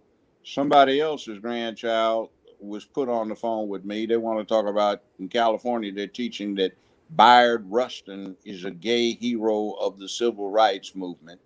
And he was the advisor of Dr. King and all this other mess. So I'm saying, why are they teaching you this is a gay? What difference does what he does in the bedroom make with His his accomplishment. position in history? Well, he's gay. I said, do you know what that means? So I got his grandfather's permission, and I should have him look up these words, or if you want, you can define it for him. He started laughing. I said sodomy and fellatio. So he knew where I was going about Bayard Rustin. I said, I'm gonna tell you what I read. My old man let me see when I had just gotten in high school. People were telling me why they weren't too active in the civil rights movement because it was too gay. And this person you're talking about that California is trying to teach you is a gay hero of the civil rights movement. Do you know what that means? Well, no, it has nothing to do with disposition. It's got to do with sex. Huh? I said, well, I think they call it homosexuality. Well, that just means when two guys like each other, they can hold hands. I said, no, it doesn't. I said, your grandfather's got two words, one sodomy and the other one's fellatio. You ever heard what that means? I said, okay, I wrote this down somewhere. I'm going to read it to you. It said, last evening, Los Angeles Police Department stopped the motor vehicle, approached the motor vehicle parked in such and such park. They found in the back seat a male white suspect, comma, named so-and-so, another male white suspect named so-and-so, and Bayard Rustin, comma, Dr. Martin Luther King's advisor and an activist in civil rights. Bayard Rustin was being sodomized by one male white suspect while he, Rustin, was performing fellatio on another. So he said, well, what does this mean? I said, in other words, Rustin was getting fucked in his ass while he was sucking another dude's dick. Huh? I said, well, that's what you're talking about. So why does that make him special? Is that what that means? And his grandfather started laughing. Boy, see, I bet your mama, my daughter, would get mad as hell if I told you that. But Judge Brown can tell you. He's getting butt fucked and sucking dick. Had a dick in his mouth and another one up his asshole. That's what that means. So that's what that means when they get to teaching you about gay heroes. They got a dick up their ass or one in their mouth. Don't sugarcoat it. No. You know, that's what it means. He said, well, what does that have to do with history? He said, that's the point I've been trying to make. What the hell does that have to do with a damn thing about what and how somebody has sex with a partner? Has no goddamn business saying a damn thing entering into the equation about whether you have any notoriety. So every time you hear gay heroes and gay, that's what it means. They get a dick up their ass while they got another one in their mouth. Wow. We should just be talking about heroes. That's it. Yeah. So why are you a special kind of hero? Because you get butt fucked and you suck. Now I want to ask Demeter a question. Demeter, you say you got Excuse me, Ms. Miles. Sons, right? Say that again. You got two sons, right? Yes. Okay. So naturally, because Bishop Scott asked earlier in the chat about this term called birthing persons actually being pushed by so-called progressives. That should offend every woman in America and all over the world, really, when you use the term birthing person. No. Ain't no birthing person. No. It's a woman, it's a mother. It's offensive. Called a mother. Yes. I'm a woman. I'm a mother. I am a human being. I'm a person in other aspects, but when it comes to that, I'm the mother. I refuse to let this matrix strip me of my title. I will never let it be stripped. And the problem is the mainstream media is controlled by a handful of people. And when we cut on the TV to look for the truth and we listen to it, this is how we taint our psyche. You know, and that's why platforms like this is important. Individuals, yes, it is, their voice, and you share it so people can tell the world, no, I'm not down with progressive, new age, liberal, whatever these titles are. I'm a human being. I'm a woman. I'm a mother, and you are a man. You are masculine, and it's not toxic. It's powerful, and we need men. We need men to protect us and protect our community. And yes, sure, I can protect myself, but it's better when I'm with a man, when we're together, because that's how we all got here. Humanity came here, man, woman, child. The family protected itself, Second Amendment, from whomever. And we were independent, and we controlled our own environments. Things have just grown and grown and grown, so the government is in everybody's life. Now the government and the elites in the government have just weaponized all the regular things that go on in life. And they've used them to turn people against themselves. And this is what I keep speaking about. It's the psychology. It's not what's happening. It's not all these shootings. It's not the police. It's not white people. It's the psychology that puts all of that in our minds that deters us from who we really are and the power that we have. And that if I just shut it off and I don't listen, I'm going to connect with my black man. I'm going to connect. If you're white, connect with your white man or connect to whomever. But the point is, you need to keep your family together. And if you're about the Black community, that means you're going to conserve what Black is. So that means the power is a Black woman and a Black man creates Black children. That's called conserving who you are. And if you're white, you're going to do the same thing. And nobody is mad at you, you know? And if you don't want to do that too, but understand what you're doing. You know, we got to turn the TV off. Turn it off. Because if you can't watch it and understand the psychology behind it, it's going to turn you against yourself. And as the judge said, you know, in the 60s, we were moving along, you know, afros, Black power, this and that. And now here we are. Nobody wants to wear an afro. You know, you don't like your hair. You're weaving it. You're covering it. You're doing whatever you're doing because you don't really like yourself. Now you're injecting, like, did we ever think we would come to a time where a Black woman would get butt implants? Really? No, you don't need that, but we're doing it because we watch TV and we think, oh, I need to do that too, and I need to get this and that. No, you don't. I'm here to say to every Black woman, from the blackest black to the lightest light, you're beautiful the way you are, and you don't need any of that stuff, any of it. And yes, you do need a Black man because the Black man. Did you ever think, ma'am, to come back together? Did you ever think that a hero for young Black girls would be a street walking prostitute who brags about how she drugged her tricks to rob them? No. Cardi B, I'll call the name. This is what I'm saying. And look, wait a minute. She ain't even American. See, that's why they need immigration standards. They should have kept that hoe out the country.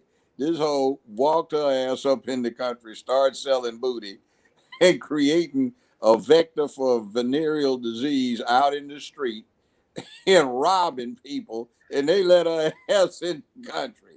See, and because now they got a the fool letting all these other illegals come in from Central. They ain't even coming in from Mexico. They coming in from Central America and shit. And it's like, damn, we fall for the okie doke. And then look, wait a minute, wait. Kim Kardashian, what the hell she got to do with Black folk besides she like Black dick? She made a porn video, amateur porn video with Brandy's brother, who still ain't done shit in life other than fuck Kim so they could sell it. And they've been selling that shit for 20 years on every cable and satellite channel for $4.95 a pop. It had all the major hotels and motels in America for $4.95 on adult entertainment. That's how the family get the money from out being a hoe. And all that other shit is to make sure people go watch it. So how the hell did she become a spokesman for Black folk in prison reform? Damn. Yeah. And then you got her big ass out there. And if you see the video, when she's 19, she got so much cellulite and cottage cheese on it, it's like gross. She done had so many operations. And then they got, what is this? Lizzo, the lizard hippo. I mean, for God's sake. Looks like a flat... He looks like a fat, overweight walrus.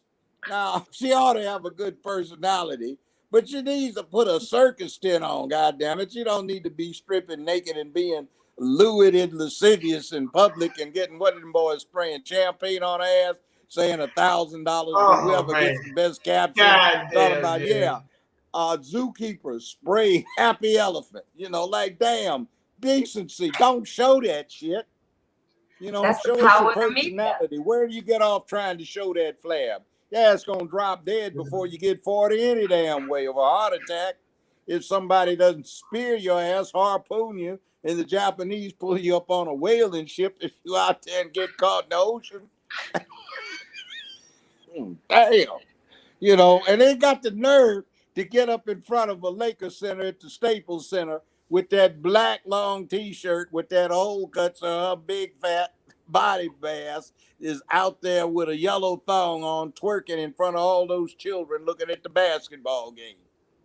I mean, goodness, call the goddamn animal control. Something escaped from the zoo. Shit. That's the psychology and the power of the media. They're at this point where they feel like they could throw anything at us and we're just going to be okay with it. And we'll start doing it. Why are you so because some of us do. Let me tell you about a reality. If human males weren't hung up on beauty, the human race would still be looking like goddamn chimpanzees or an Australopithecines prehistoric pre-person. Damn it. You know? Think about it. Oh man, hey Judge, God y'all trip me out, man. damn. I Well, mean, let me say hell, something. Let me say something, Judge. Because I gotta ask you something before I even run off. Because I gotta ask you. I want you to bring this up because the media was talking about business. I talk about business, and you got a new barbecue sauce. That's it. That barbecue thing. With your say Oh, something. oh yeah, barbecue products. Judge Joe Brown barbecue. You be the judge. We will have, well, the sauce is great. We've got three kinds: the regular, OG, and the hot. Not serious hot. I like that. And then we do barbecue chicken sausage, and it's done by the only FDA licensed black operation in California. We're gonna You got have a bottle with some you right now? this stuff that they have Beyond Burger. We're gonna make that's vegetarian stuff, but it tastes like meat. There'll be sausage and links on that, and then we have seasoning. We'll have various cookers and stuff. Can you? And we'll have a thing for the ladies. They'll love this one. Instead of using a crock pot where everything's kind of boiled or stewed, we will have long-term cookers so you can deal with this. You can put it on the evening before, go to work, come back, and your barbecue's ready, and you can serve it Tuesday, Wednesday, Thursday, or Friday after you cook it on the weekend or while you're away at work. We got all kinds of good stuff coming. So it's supposed to be marketed nationally by Kroger, Walmart, and I think it's Albertsons so far. And we will have it offered online, and all that's supposed to kick out before the within the month, 2, 3 more weeks. So yeah, check it You got a out. bottle with you right It's now? good stuff. And if you want some good barbecue and you're in Los Angeles, the best in LA is at a place called D's Classic Takeout on the corner of 79th and Western, down in the hood in South Central LA. It doesn't even say barbecue, but that's the best in Los Angeles. You Chef got a bottle D, with you right Chef now? Damon. You show it? What's that?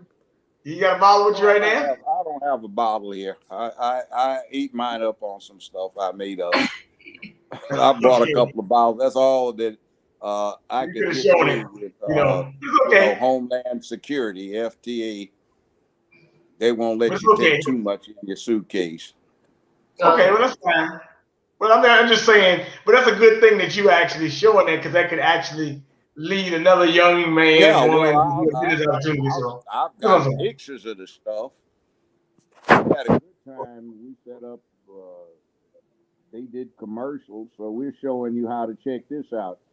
Chef D has got this thing. It's an hour-long thing, so we're showing you how to do barbecue greens, which are delicious. We can't hear you Instead that of well. cooking them like grandmother does, where she's trying to run off her mouth and Yeah. spread sage and vice, we show you how to pick the greens very quickly and expeditiously, how to cook them using some of the barbecue spices, diced bell pepper, red, yellow, green, onion, garlic, a few special ingredients, and that's good. How to put that on, get it cooked up.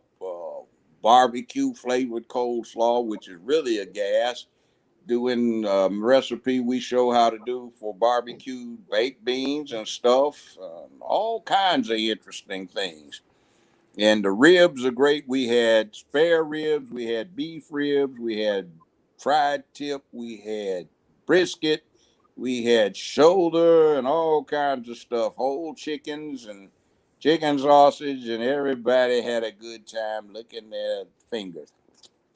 Yeah, get the sauce off. And it's Well, good without any sauce on it at all when you cook it right. well, It's all Judge, in let the me ask you one liquid. more question. I got one more question to ask you, both of you actually. So, Judge, I'm gonna ask you. Because well, no, not David, I'm gonna ask you, Queen Miles. I'm gonna ask you, how do we improve our political situation? We have to improve the political situation by researching, and we need to focus on policies. Forget about the person. Forget about being Republican, Democrat, liberal, whatever you are. You need to focus on the policies. What policies are being put in place that's going to conserve my community, uplift my community and provide opportunity in my community. That's going to protect my children in the community, the education, and give empowerment to parents versus government telling you what to do. If we stick to Well, that, yeah. then we can come up with what our needs are versus having someone else create what our needs are and then us going along with it. Okay. One of the points we need to do is just look up the voting records of the people that claim they want to vote for you. Don't just go for this phrase new and improved, because most of it's just new and certainly not improved. Check the records. What have they done before they got in office that demonstrated that they are people that will be interested in the community where you live? I'm into police reform. And by the way, you don't need any damn police review board. They've been around for 40 years and they don't do shit.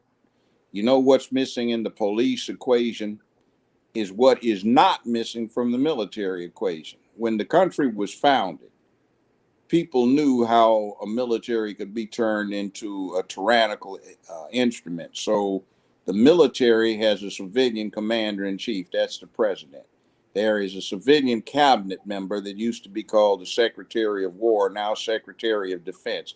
He's over the Defense Department under the commander in chief, who is the president.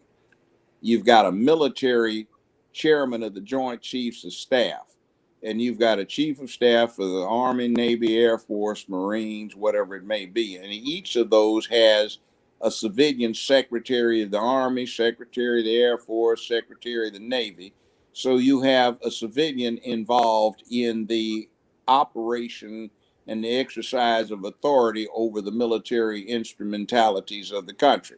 Meanwhile, with your police, you've got a distinct difference between a sheriff's department and a police department. The sheriff is elected. He tends to be much more responsive to the citizens, and in most places, there is much less problem that the black community has with the sheriffs compared to what they have with the police, because typically the chief is an independent civil service position that's only subject to removal for cause or retirement. Now, that being the case, a lot of places have what they call a police director, who is a civilian. We need to restructure police on the local level so that you have a director of police civilian under the mayor, who is usually more receptive and responsive to the people than anybody else floating around. The civilian director has as a subordinate, perhaps if you already have one, a chief of police in each one of the bureaus: homicide, sex crimes, property crimes. You have a civilian chief. So you have the civilian population actually involved in the management and direction of the police department rather than just simply being an impotent review board. And no more chick flick matinee assholes like the Obama tang, that mulatto half breed Kenyan bush bunny. An embarrassment. And no more of these fake Negroes like Queenla Harris Imhoff, the Jewish woman. I guess she's Jewish since she's got a Jewish husband and adopted 2 Jewish children. Nothing wrong with Jewish folk, but she ain't black. You know, now she got Indian, didn't she? Showed that. Yeah, pimped you bitches, didn't I? Uh-huh. Fool. See, we got to Well, develop some attitude adjustments, which is, yea, though I walk through the valley in the shadow of death, I fear no evil, because I'm the baddest motherfucker walking through the goddamn valley. Fuck with me if you dare. You know, and we will have a goddamn party, and we will have fun, and motherfucker, I will take your ass to Valhalla with me if I don't send you there first. well, let me say this. My thing is, y'all two Sorry couldn't for have said cussing, it Ms. a little Mama. better. I apologize profusely and humbly. It's okay. The And truth he's not is, trying to actually be politically correct. Don't worry about it. But here it is. My thing is, as I said earlier, like y'all could have said it no better. I really don't have to say nothing. I just say stop falling for okey doke. And you got to, like I was even telling with the sister, either you take life you're an asset or a liability. I don't have liability insurance. I want you to be an asset to me, not a liability. And really, to be honest, most of these politicians are liability. I mean, to be honest with you, because They're they're surrogates for LGBTQ. that's one of the main problems right there. They're surrogates for the butt fucking crowd. That's Or what they are. Wall Street, or Wall Street. But No, they ain't even surrogates for Wall Street. They have a bunch of them insinuating themselves into power in these places. They have the goods on folk because people, a lot of folks slip. They slip and slide. They're down low.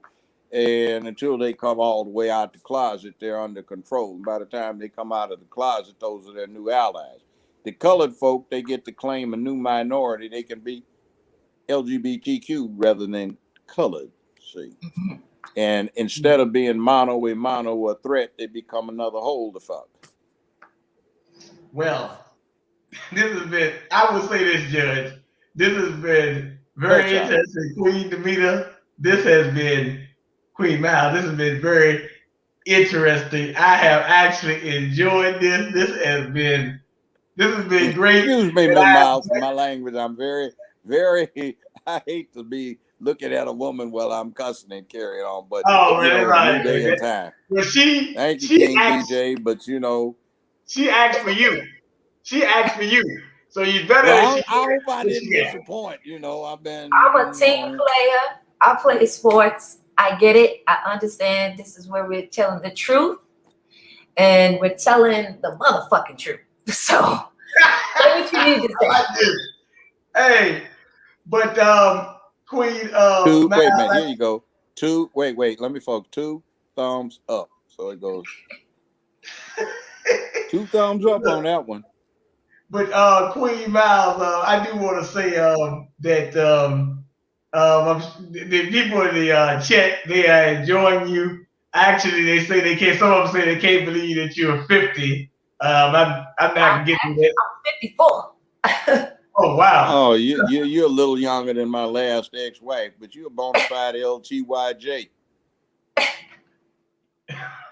Okay. LTYJ. Okay. Well, let's say this. The noun is the last one. It's not an adjective. A bona fide LTYJ is a luscious, tender, young, juicy. Okay. Wow. I was a little lost myself. But see, you're young for me. I'm 20-some years older than you, so you want them tenderoni types to me. Yeah.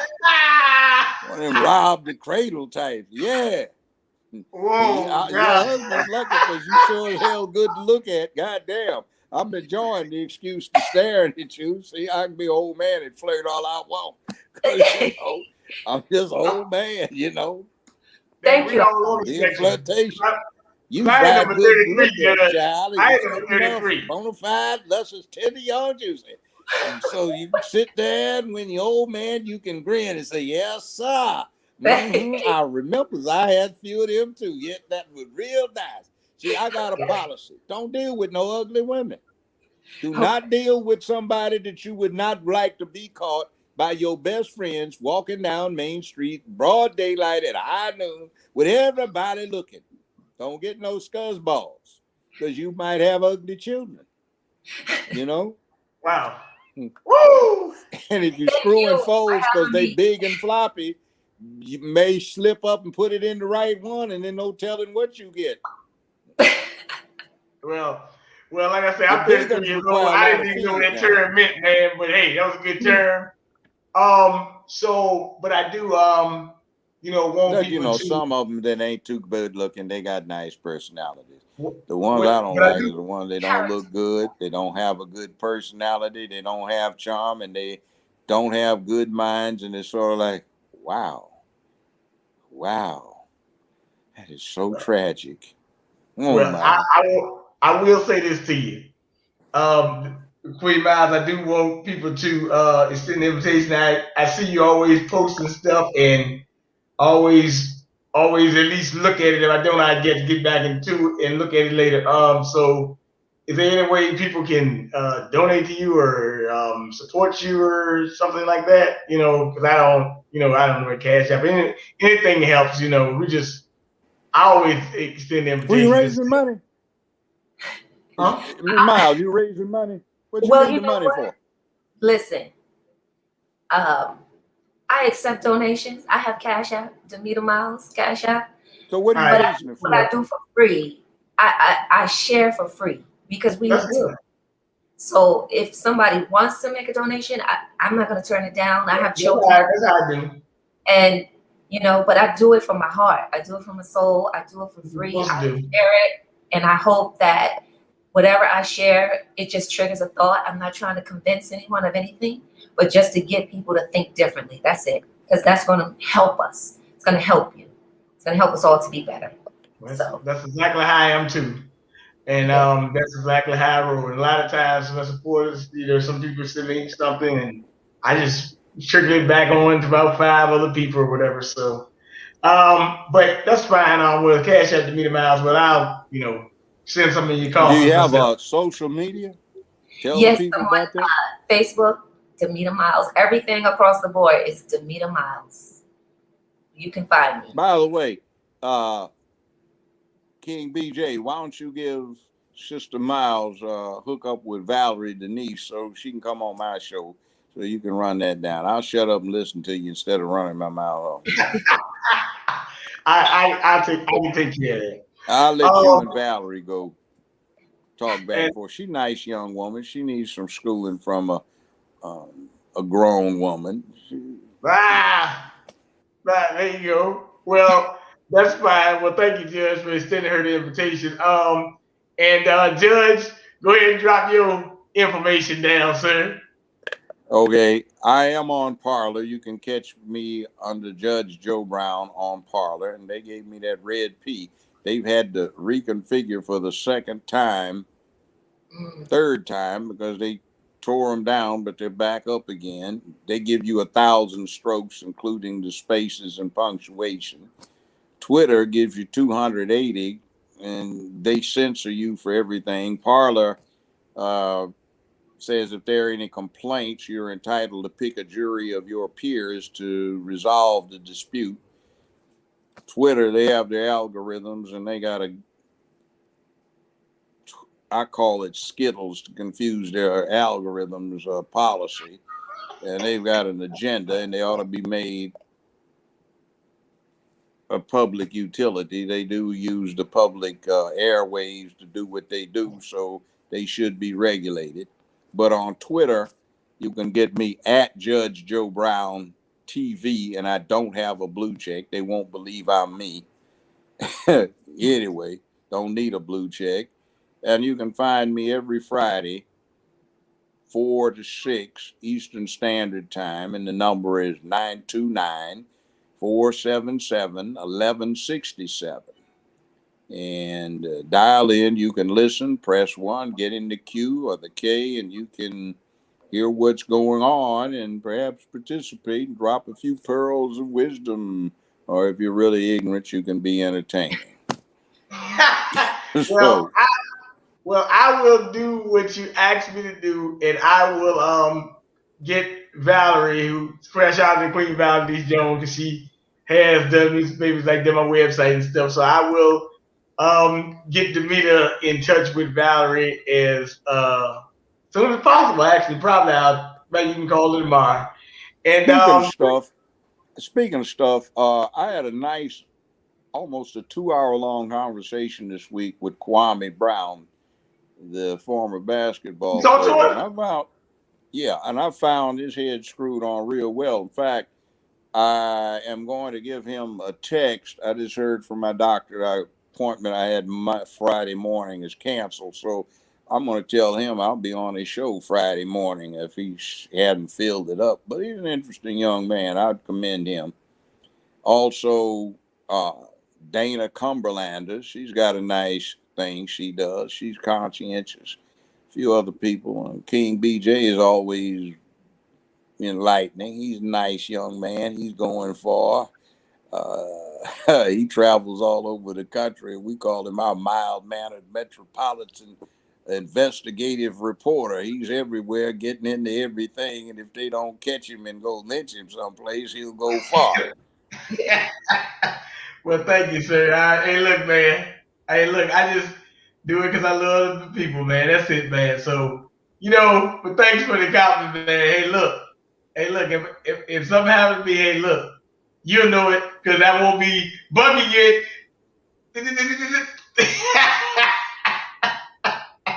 Or I'm I gonna won't take be somebody to Valhalla with me. because if you don't get some information that day, something must be going on in my life that's not going I there, tell man. you Drop it what, on the plane. wherever you go, sleep with a knife in your hand, a pocket knife or something that's a weapon. So if you die in your sleep, you can go to Valhalla. I think that'd be much more entertaining than going to somebody's heaven. Sounds awful goddamn boring to be floating around on a cloud with listening to harp music, which I can't stand in the first damn place with a bunch of whatever in the hell they are up there. Frankly, I think I'd rather go to hell. Although I think I'd stage a revolution and take over from the devil, I'd be a better one running hell. I'd fix shit up. I got one I'd more thing fix to it up ask you, man. real I forgot damn to ask good. this question. This came in my mind just now before I click out. You see this thing with BLM is actually talking about they want to ban Trump off social media platforms and get anybody who they don't agree with basically off the Oh, thing. look, do you know how much that is falling into exactly what the Nazis did in 1933 and 34? That is exactly it. Adolf would love to have had a hook on that. And a lot of what the Nazis did was modeled on what the Americans did to black folk. By the way, do you know what Nazi stands for? National German Socialist Worker Party, right? Yeah, Nationalist German Socialist Workers, the National German Socialist Workers Party. The acronym is Nazi, Nazi. And an interesting parallel between their circumstance and now, when the Nazis were trying to take over or started their program to get a takeover in 1920, at that point, Germany was only 44 years old. It had only been unified from a bunch of minor principalities in 1876. So 44 years, hell, I've been practicing law longer than that. So he needed something to focus the Germans on so they could unify around. He picked the Jews. And he lied with his propaganda folk about them being blonde haired, blue eyed supermen from the far north, Aryans, which isn't the case.